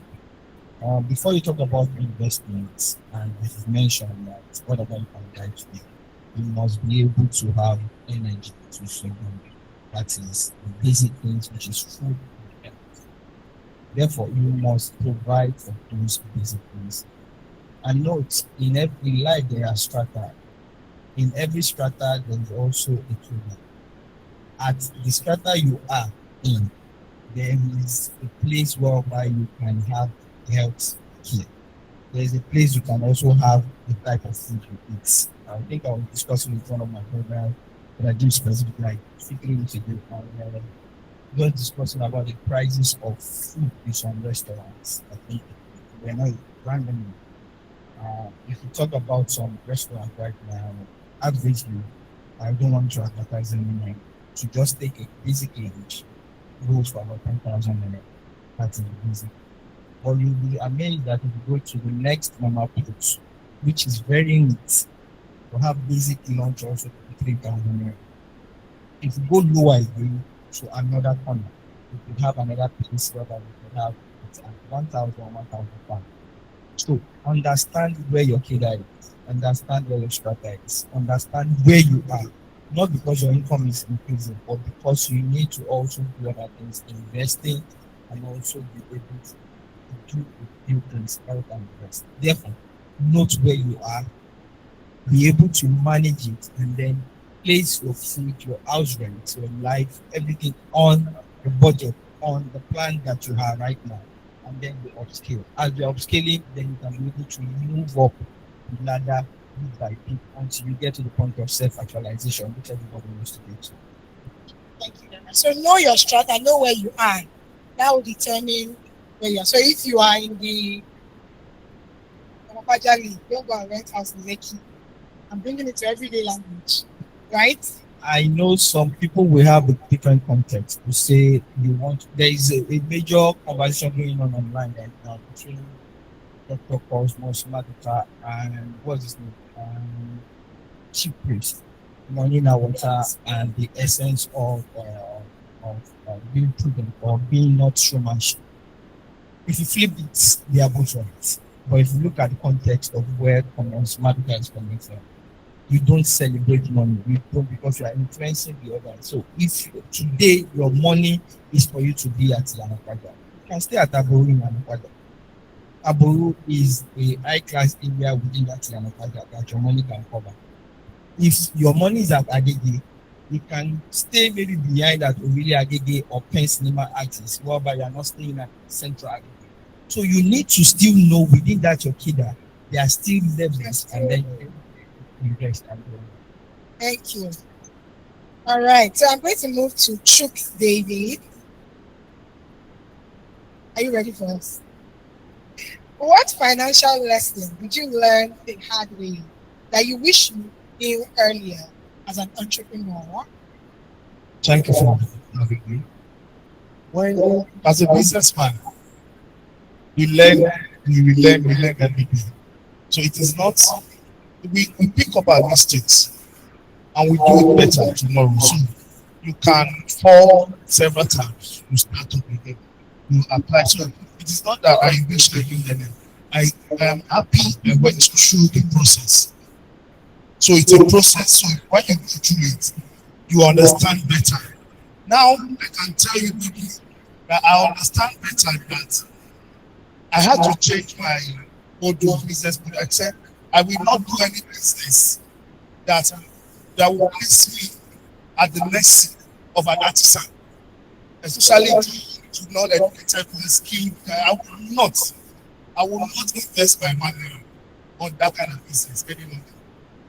I remember that I opened a salon.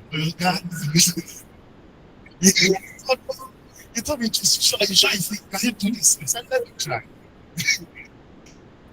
It was funny, I can laugh now because it's a lesson to a business. So when people were not they're just playing themselves.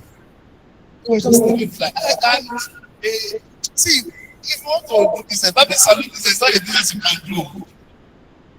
Thank you for being so. Let me tell you straight, it is not a business because, in fact, the female part is even more easier because as a man, you are happy, at least I can say, since I've been having friends, maybe the entire maybe not more than 10, maybe 5. As in since I've been, so men are not, we don't change, we don't like changing, but happy you see men, it's not necessarily like that. And especially when you get someone that's used to your hairlines and this, just touch on that. So you are at the mercy of this one. This one, and you can't chase them. When you chase them, you go to another place. You will not, whenever you chase them, you now start repeating again.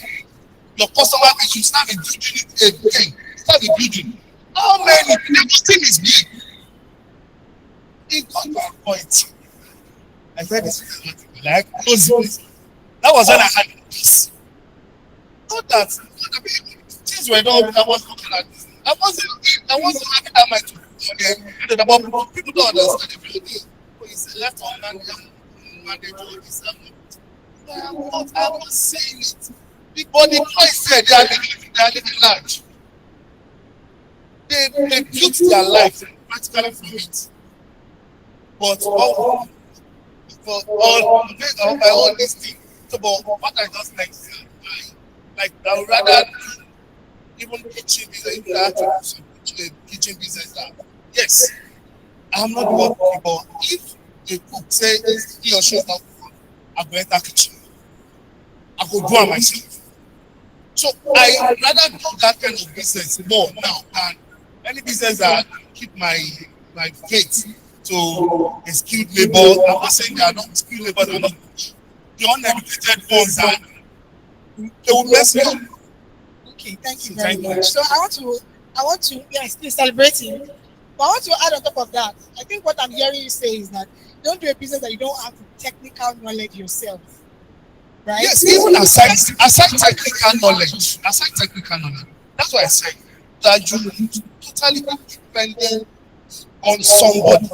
You totally be dependent on somebody, especially the artists and the uneducated artisans. You can be a delayed one, you can have a contract, you can have, at least they can still follow you for next. But this because I can't start a fashion business and I cannot sew. What do you advise? But you understand the business of buying and selling, you take the trade part. You take the trade part of it. So you get the tailor, you know what you want. You are just handling the trade part. So you take a part and you are going there. But this one, I can't go to clipper. I can need to brush your hair. So if you don't, I will just stay. Thank you very much. Let's celebrate him. Fantastic answer. All right, we're going to move to Jibola Olatunde. How do you ensure financial discipline within your team, especially when your business begins to grow and systems become complex? Basically, how do you ensure that you manage your structure and your system? Because of time. Good afternoon, everybody. Good afternoon, everybody. Good afternoon. Well, this question I think is actually related to my present state in my business. Financial discipline. When you are still doing maybe few figures, you need to understand what the business, all angles, all areas, and the rest. But when you start scaling and you start employing more staff, you start doing more figures, you understand that some staff have been eating from your loopholes. But because the figures is not that much, you're not seeing. But now, discover that the business is growing. There's sales, there's figure. But account is not balanced. Because recently, maybe about a few months ago, we are at least for the past 3 months, we were paid about 5 or 6 more staff. So we were paid in Nigeria and Ghana. So we were paid about 3 or 4 staff in Ghana in Nigeria, and then about 5 or 6 staff recently in Ghana. So I started putting more structure in my business. So we now have an accountant that has access to doing some transfers by himself and the rest of that. So the product that we're buying 5,000 pieces before, now we start buying 20,000 pieces, 15,000 pieces. So now we discover that those that are producing the carton of the products, the staff handling that part is paddling price. Before when we're buying maybe 4,000, 3,000, the paddling amount is maybe 50K or 60K. But now you discover that since we are buying like 20,000 packs of carton, definitely the amount will be more than that one. Now, it's now shown that the paddling is now, when you start the figure is something is happening here. So now what I now discovered to be a way forward is that let your staff know that you are aware of every cupboard that is being spent in that one. The lowest figure. Once they have that mindset, no matter how good the staff is, it's nice, it's good, they are looking for loopholes. That's my own perspective. They are looking for loopholes, and once you see that you are not too focused in this angle, take advantage of, no matter how close they are to you. So about this, because for me, structure for me then is like just let's sell more products, let's expand on that country, let's do this, let's do that. But I recently discovered that structure is not about selling more. It's about having a system that when you are not there, is functional full time. So that was, because I had a fallout recently with my business, because I was like, okay, fine, we must have like 40 staff for the end of the year across board, across both countries. So I was bringing in one of our products that I'm actually selling. God gave us the grace that it's actually moving very fast than the way I projected. So we're actually bringing in more staff across board, buying more product and the rest. So I discovered that if we sell maybe 15 or 20 million in a month, think about that, 300,000 or 500,000 is not I accounted for in one area or the other. Where is this money? Our cost supplier. No, the staff gave me 800,000. This 1 million that is being written down here that it was disbursed to the person to give you. So let your staff know that you are concerned of the most little amount of money. Even if it's tip fair, if I give you tip fair to the Anapaja, or if the accountant give you tip fair to the Anapaja, account on how you spend that tip fair. It's not as if you are interested in the money, which is also you need to be interested in it. But let them know that every one kobo counts. So with that, they know that they cannot maneuver you. So I think that's so you teach your staff accountability. Yeah. Thank you very much. All right, quickly, we're running out of time. We have 3 more people and we wrap up. We have from Chukwe Buka Ejefo. With the rising cost of doing business, what strategies help you stay profitable and resilient? Well, thank you so much. Good afternoon. Congrats. With the question you just asked, I'll start by saying we know that inflation rate in the country is, and by that the purchasing power is very strong. And going by my line of business on the domestic front, there is not much you can do in terms of increasing prices, which is one way to make profit. If you buy paracetamol for 300 naira from this pharmacy, and you're going to the next pharmacy and it's 1,000, you won't come back. Starts out.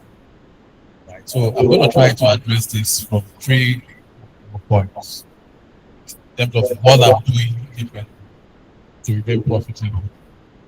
Like I started saying, it's not easy for a lot of pharmacies to pay partners. This month alone, I've inspected over 10 pharmacies and 1%. It's a lot of people are talking, becoming too much, unprofitable. And why am I still there too? Cash flow is the bedrock of every business.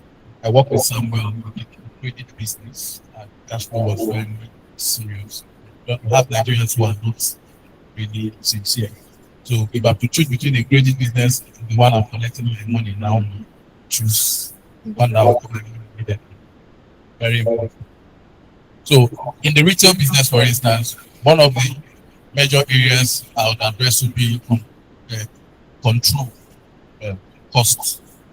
And I would also address how you do your revenue and also how you do develop efficiency. Controlling costs, we're looking at generally operating costs, which is going high right now. Procurement costs, we're able to scale down on the frequency of purchase. If you're going to your vendor twice a week or twice a week, bring it down to once. You're looking at energy costs. My friend talked about how much he spends on diesel. Before now, each of my outlets will spend about 20,000 a day on petrol.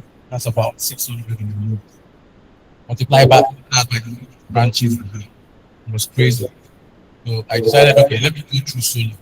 And I get guarantee on solar 5 years, 10 years. And I spent like 3 million as against 7.2 for each branch on energy. And that is a deal. In fact, it made sense for me in terms of saving costs. Another thing is overhead. I mean, yeah, I'm wrapping up.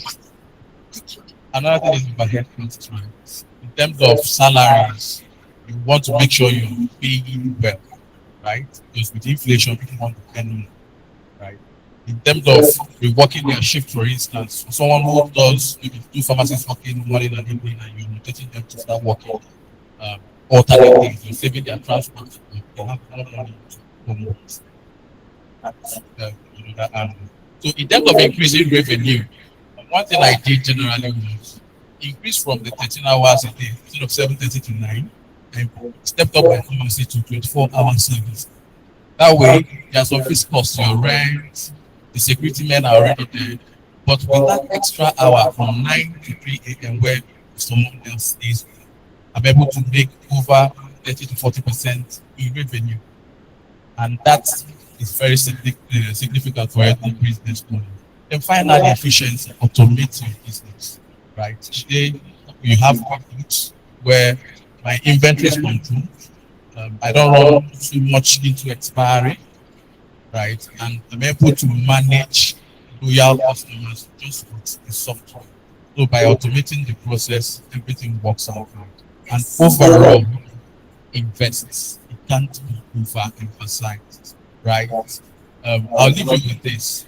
I met one of my bankers and I was asking, if I invest say 10 to 50 million in your bank, how much interest would you yield in a year? And I hear 2.5 million. That is true because savings account, the interest rate is like 5%. But if I invest in a money fund, like one of the bankers mentioned, that's about 20% interest. So you just have to invest wisely and you have a way of managing your costs in terms of your personal expenses and your business will definitely remain on that. Thank you. Yes, thank you so much. Thank you, sir. I had automation. I think automation will be key to building system and structure. Thank you. All right, so we move to Tolu Shoyemi. From your experience, please, under 5 minutes, 4 minutes. From your experience, what financial habit or decision has contributed most to the long-term sustainability of your business? Right, good afternoon. Congratulations. All right, I would say that treating every investment or treating every expenses is going to be important because you have to ensure that what you are spending money is going to be profit. So especially when it comes to business, or especially when it comes to building capacity to run capability. If I remember some time ago, spend some money on expensive gadgets, one disability, something that you need to push. You don't know what you're trying about, but sometimes it's not all about how expensive these things are. It's much more about what we're trying to say, what we have for, what we stand for, what we are giving out, what we are producing, what we are projecting. Does it match the voice that we are speaking? So it is very important that we treat every expenses or expenses as an investment in impact. And another thing again, try to impact in another thing again is to learn the habit of discipline with channeling out to team development, things that also upgrades compliance, so that if you combine expenses as investment in impact with strategic spending, you're able to put them together. That has been one of the things, but it's a major thing that's able to still be also to be very, very medium. Thank you so much. That's self-regulating him. Said discipline and also investing your expenses in investment in the business, team building, and all of that. That's good. All right. So finally, we're going to end with Oluwatosin and as a travel consultant, do you consider JAPA, the Nigerian parlance for immigration, leaving the country basically, as a sure way out of poverty for Nigerians? Or what is your view about JAPA for the Gen Zs and even the millennials that are still thinking of leaving this Nigeria? Is it a good idea? Thank you for having me. I'm glad I'm asked. I get to tell you. So 16 years in the travel industry, worked from seeing the lower class to high class, from being a travel agent to working in the airline to now helping travelers with the oil conglomerates. So I would tell you 3 things. The money is here. So JAPA is never a real thing. We call it the sugar rush. the travel industry. So I've seen, if I'm seeing a welder making up to 6 million in savings and just coming to you and saying, Madam, I have 6 million. I want to send my son out. And I'm like, how does this illiterate even make 6 million in Nigeria? And you just want to use it to do a visa or a ticket for an unknown, something you don't even want to send your child. So if you can make that much money in Nigeria, that means the money is here without them even being in the office. It doesn't even go in the office, it's just a wild true life experience. So I've met women selling paper tell you, oh, I've been able to gather 3 million. I want to send my daughter to Dubai. She will make it. I want her to go there. One thing you must understand is that the spirit of migration is the spirit of slavery. Right from time immemorial, it has been slavery. So they come here, they take the slaves, go come and work for me. They get money for selling the slaves, and then you still go there and still work. So the sugar rusty Japa syndrome in Nigeria started in 2023. Then the white man says, let's say the British, come work in my country as a caregiver. And then, but you're not going there for free. So you saved 20 million in Nigeria, been able to make 24 million in a year. And then you want to use it to take yourself and your family to the UK, where you'll probably be earning £1,800. But then you don't want to come and tell them at home that this is my situation in the UK. So you stay there trying to paint a picture like everything is all right. One of the speakers, the first set of speakers, spoke about Canada. Then you need to have a certain amount before you can go to Canada. And then somebody's gathering that amount in Nigeria and thinking of going to Canada. To still go to Canada and work probably 24 hours. In Nigeria here, it's very easy for you to evade taxes. It's very easy for you not to pay NEPA bills. It's very easy for you, I don't have water. I'm going to pick my bucket and go to the next door neighbor and fetch water. But if you do it there, they will think this person is crazy. You need to get the social workers to pick him up. It doesn't pay his light bills. It doesn't do this. So how is that a way out of poverty? And then you're staying 9, 10 years abroad. You have nothing to show for, because indeed you really have nothing to show for. So going out of the country is never a way out of poverty, especially in Nigeria. So the rich man thinks this way. They would rather travel and bring back the money. So they will travel to bring in investors to Nigeria, because Nigeria is where the money is. And then the investors will come and they will get something for it. Bringing the investors to Nigeria, they are making money. They have not only spent their money out, they have spent it to go out, but at the same time to bring something in. So you must understand that if you can make that much money here to go buy luxury outside the country or for migration purposes, that means the money is here. It can sustain you. And if a white man tells you, you're coming to my country to come and make money, be careful. They have something hidden. They're going to take the whole of you. By the time you're going to retire, you're going to be useless. When you come back to Nigeria, you have nothing to do.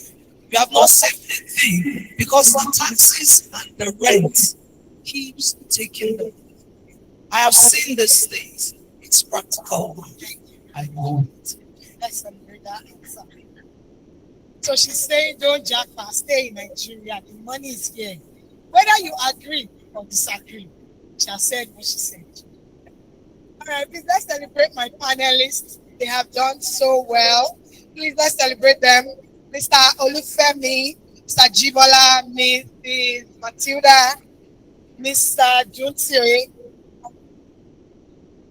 Pastor Sam, Mr. Chooks David, Mr. Chukwu Ebuka, Mr. Tolula Pashoyemi, and Miss Olu Watosen.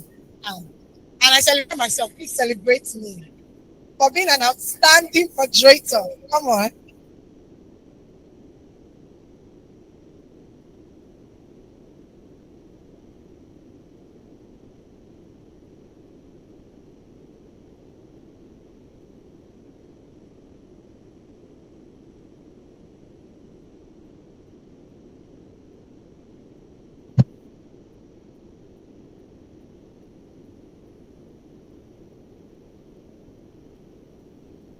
Please let's put our hands together for this wonderful panelist.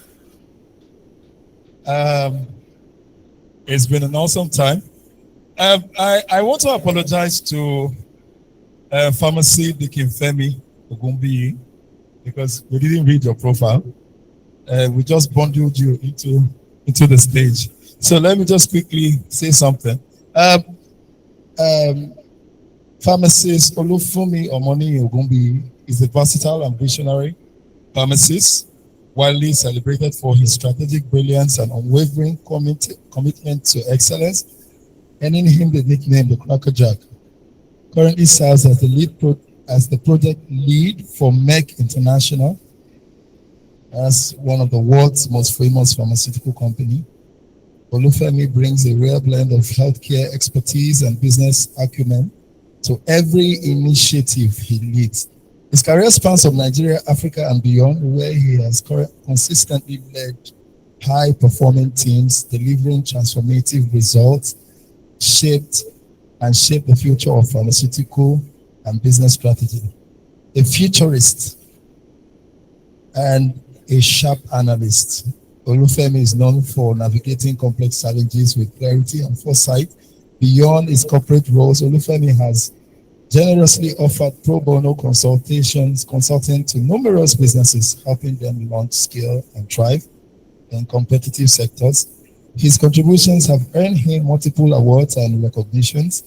He holds an MBA in pharmacy degree from the University of Lagos, and he's certified by several prestigious global institutions, further solidifying his reputation as a global thought leader. Olufemi Ogumbi is happily married to his wife, Olenike Ogumbi, and together they are blessed with 2 children. Please, one more time, put your hands together for Femi Ogumbi.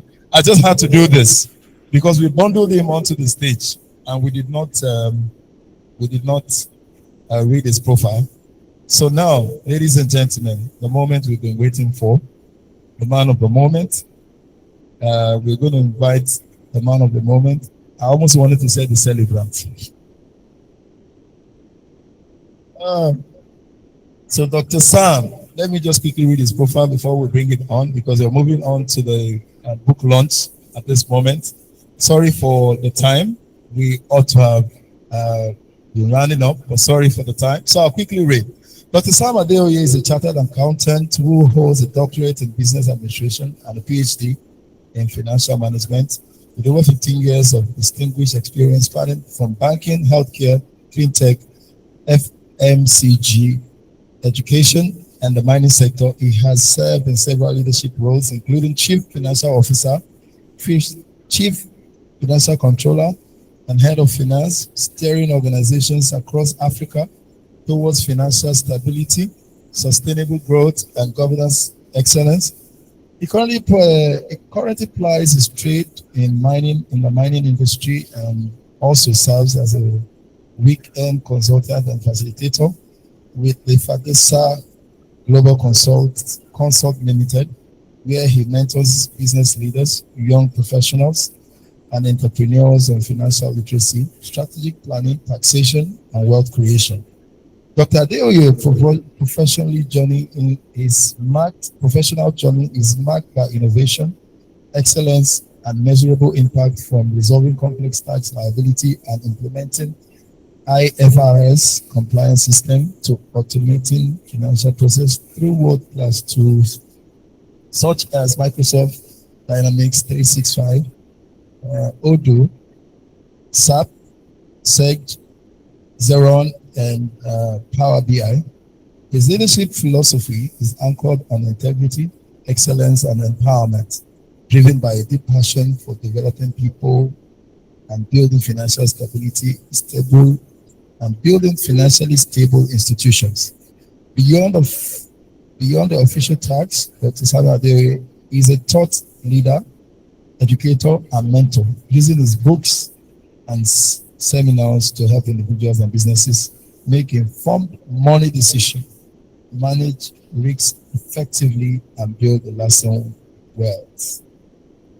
Please, let's welcome the man of the moment, moving the money, Please, with a round of applause, and if you can be on your feet, welcome this perfect gentleman. We are all here because of him. Please, a round of applause for him.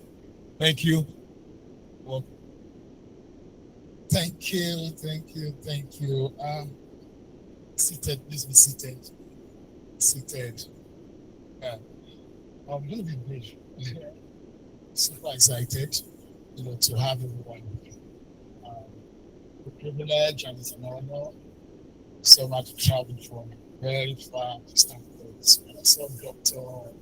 Mason, I was so surprised, to be sincere. So he told me he will be here, and I was like, whoa, that was a long time ago we met last. That was in Steve. Before I do my appreciation, because this is sections after the appreciation, I want people to honor him. In fact, everybody here is so honorable. I'll just start quickly before all protocols to be observed. And thank you, Chairman. You're actually, you just opened a new business and it's running today, and you are here. It's mind-blowing for me. Please help me jam your hands together. For him, it's a big privilege. So I have a lot of people to greet, but I'm afraid there's a time for that to really appreciate everyone here. Because if I don't do that, I won't be happy at all. So that's anyone. You have to wait. You let me talk about you. Thank you very much. So before I say any word, you allow me to speak.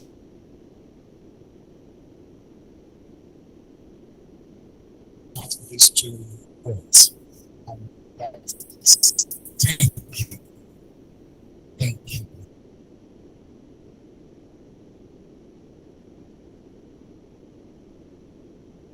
Yes. People are crazy enough. People are crazy enough. Think that they can change the world, are the ones who usually do what and disagree. I believe it takes one man with a vision and a community of true believers in that vision to change the world. For me, everyone seated here is that community. Because of a community like you, every day I thank God for the gift of men. Like I usually say, that I'm not a self-made, I'm people-made. Yes. Some will say only them and God, but God used people to make people. So I'm principally not a self-made person, but people-made. And go from example to example. Today I want to tell you 3 stories from my life. How those 3 stories conceived the birth of the 2 books that we're launching today. So there are 3 sides to that. And I will start with growing up. Why growing up? My parents meant for the entire world to me. As a child, you don't know whether you're poor or whether you're rich. It's when you start growing, you discover that at a point, you begin to see that one family is better than your family. Or this person can have some privilege that other do not, and that you don't have access to. And then you begin to see that level of, change, the discrepancy between you and other families. So, and people tell you that's poverty. But to me, my parents meant the entire world to me. Yeah, in that little village of Ekiti State. They could provide all I needed, all the food I needed to eat. They could pay my school fees. Yes, in the very school, because I'm happy to have my classmates in this place. So you can tell me I have my classmates. If you say, did I go to school? I tell you, I have my classmates in this place. I have them from, beautifully, I have them from primary school, secondary school, and university here. So you can actually attest to the fact that I'm a graduate and I've gone to school. Thank you very much. So, yeah, it meant the entire world to me. Then a sudden event took place that, of course, the 2 of them had to go. And I was just a young boy without passion, with not knowing what exactly I would do. I became an orphan all of a sudden. And me and my siblings, who are rightly seated there, wonderful people, my brothers, my sisters, we had to prompt how we're going to face the world and see what to do. How do we make things out of it? It was a stressful period. Yes, you know, when I said I'm not a separate, there's always people that come through for you at every point in time. And of course, my family. Yes, people say father's family are always terrible. I think we have to change that narration. Like I also say the same thing because I don't really see my father's family. I see my mother's family. So I don't know if some of you are also, you've experienced that, right? So my mom's family have been wonderful and excellent. Of course, I give it to them for what they've done to me. Adeloye, Kwamilolas. And you can help me jam your hands together. They are also seated right there. Thank you. So Alan, you were working in poverty. And that was when I realized there were formulas to hit. Talking about 101, 001, 111. Not from eating without counting to eating with 001 formula. On most days, but two things helped me. I was a bit smart. I would say thanks to those guys for giving me a bit small brain. Maybe my friend can actually attest to that, right? Like easily pick up skills, learn things, teach people, and that brought me to good books of several people. Had a gift of people around me, and I tell you, I still do currently. And that example, to have them also right there, all the way from Ekiti, all the way from Abuja. You know,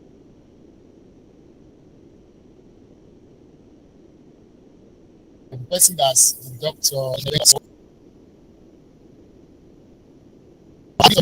you know, mentioned, you look at people that work with as well. You see the person that taught me accounting properly here, you know, is FCA fellow, and that's Mr. Sheyi Olatibe. He's right there, so you can just maybe your hand so that he can see you very well. Yeah, John, you know, in my journey of transiting to accounting, he really helped greatly. We always been that with him. Second story about the experience. One day, my son came home from lesson. I said, Daddy, my auntie beat me. I don't like teacher anymore. Who's the best teacher? I want her. Smiled and I said, experience is the best teacher. She's a human being.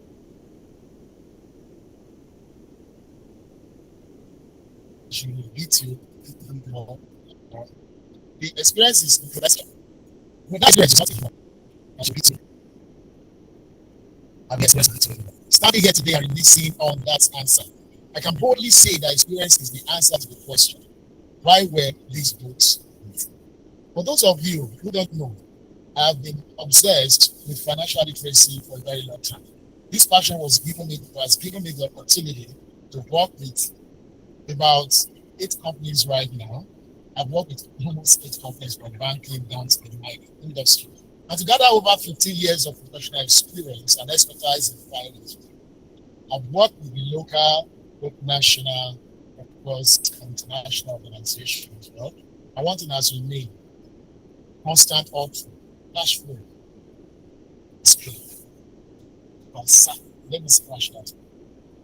Cash flow is not just the kingdom.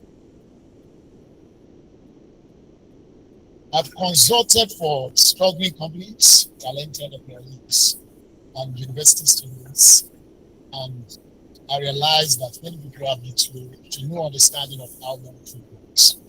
I have a friend who in 2011, apologies, my very friend is here, became a chartered accountant. I started working for one of the great companies in Nigeria, telecommunication. You would expect that someone who is chartered would be doing well, but that wasn't the case. That's through multiple jobs outside also like driving a bank. But it wasn't the problem. Organization was, right? Years later, after I got the opportunity to change companies without even acquiring any additional skills, he multiplied his income by 600%. So that was massive. Many people today are like my friend, truly talented, but greatly undervalued.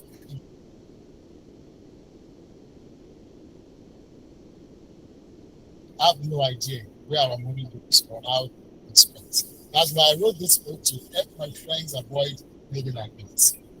But more importantly, to create a worksheet, a plan that can serve as a legacy for my children, a blueprint and a map on how money works, how to keep money, how importantly, how to, and importantly, how to multiply.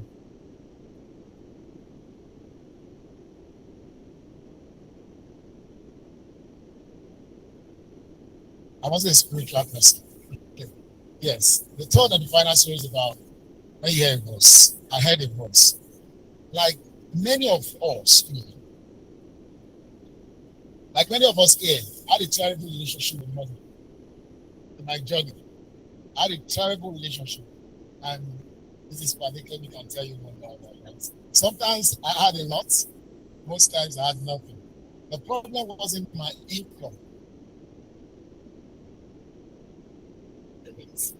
One day I went to church and I wondered if the problem was spiritual. If you know Big Sam, you know that I love to pray. So I started attending, multiple vigils, fasting, praying, asking God to help me solve my problems.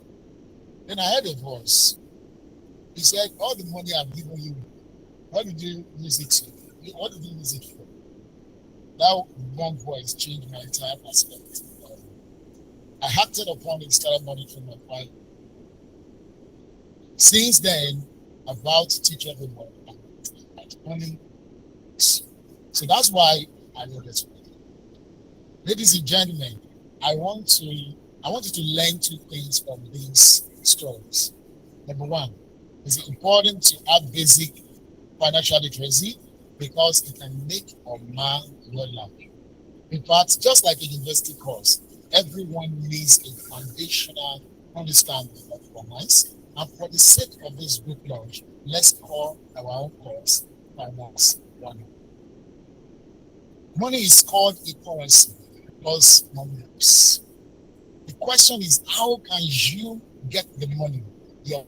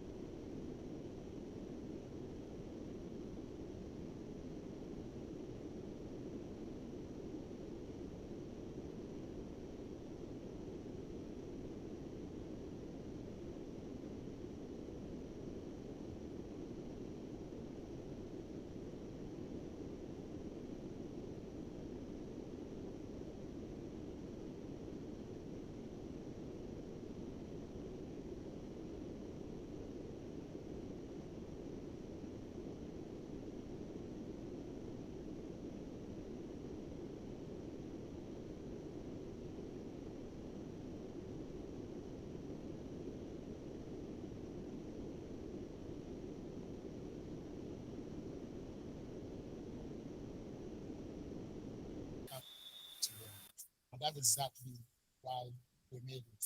That's for you to like it. Even somebody also the person can also join. So I will now say, before I just leave this place, I will still want to do that to body. I'll say thank you. Thank you very much. Thank you, everyone.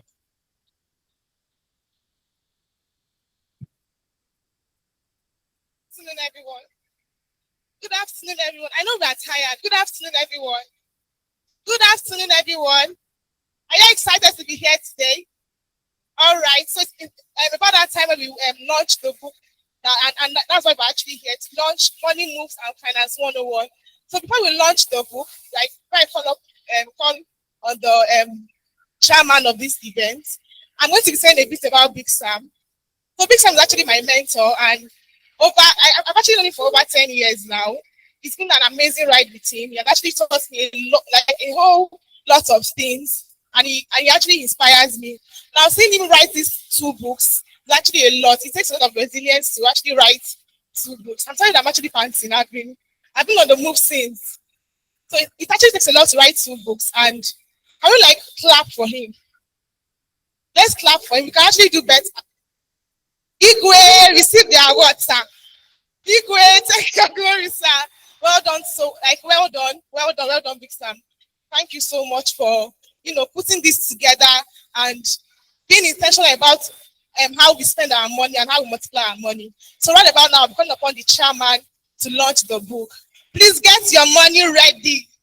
Get your money ready, because if you get the money ready, then you'll be able to get the book and also, learn how to multiply your money. I'm sure you want to learn how to multiply your money. You don't want the money to just be the same thing. You want to multiply your money. So I'll call upon the chairman now to come and anchor that. Thank you so much, sir.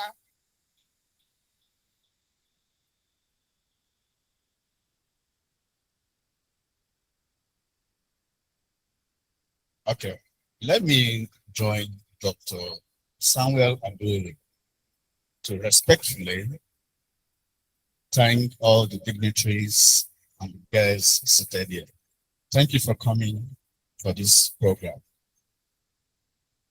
Money Moves and Finance 101. Very interesting book. Dr. Adewale, when you were speaking, you said that you are not self-made, but your people made. That statement resonates with me, resonates with my belief, and I would like to pick up from that point. Let me take up from the point. I'm a product of the gift of success. That means that at some point in my life, somebody opened the door for me. And we are all a product of the gift of success. At some point in your life, somebody say, you know what? You don't deserve it, but I'm going to give you a trial.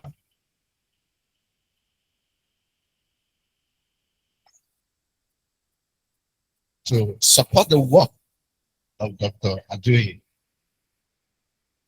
When the first keynote speaker was speaking, she mentioned that it is not always easy for us to put pen and paper together, to put down our life experiences, the inspirations that we got. But Dr. Sam Adewale has taken the pain to share his wealth of knowledge from his experience, from his life experience, career experience, and the inspirations that he received. Please, let's celebrate Dr. Adewale.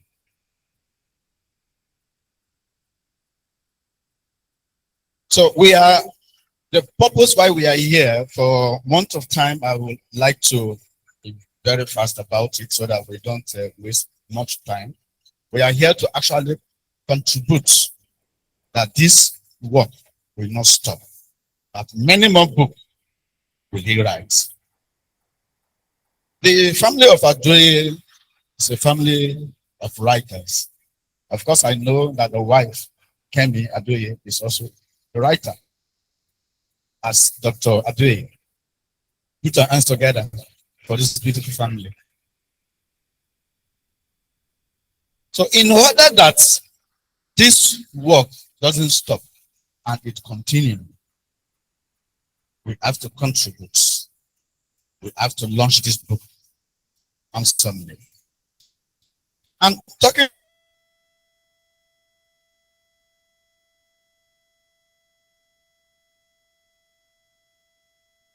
system as well too. And that statement says that life itself is a cycle of contributions. I contribute, you contribute, we all contribute to make life a better place for every one of us. Where you are today is because somebody opened the door for you. And today we are here to open that door for Dr. Adeoye. Sometimes something that you don't achieve, yes, sometimes it's because somebody break that cycle of contribution. And I pray that you and I will not be one of that will break the cycle.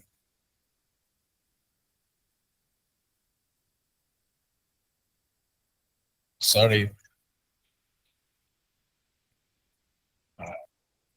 There are people that are waiting for me, but let's do this. Let's do this. So, in order not to waste time, let's go ahead with the launching of this book. And the profiles of the very important people.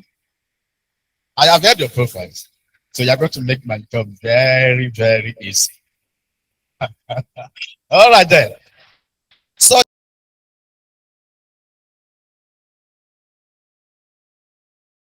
may God bless the giver of knowledge, the sharer of knowledge, and may God bless all of us who has contributed, who did not allow the cycle to break. Celebrate yourself. God bless you all.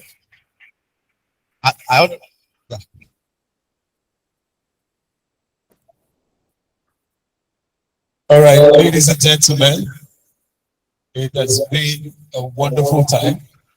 And please, the account number is still on, and you can continue to make your transfers. For those, you know that there are a few people that don't want their name to be called, and they would rather just prefer to do transfers. So the account number is on the screen. So thank you so much for everyone who has made this a success. Big Sam.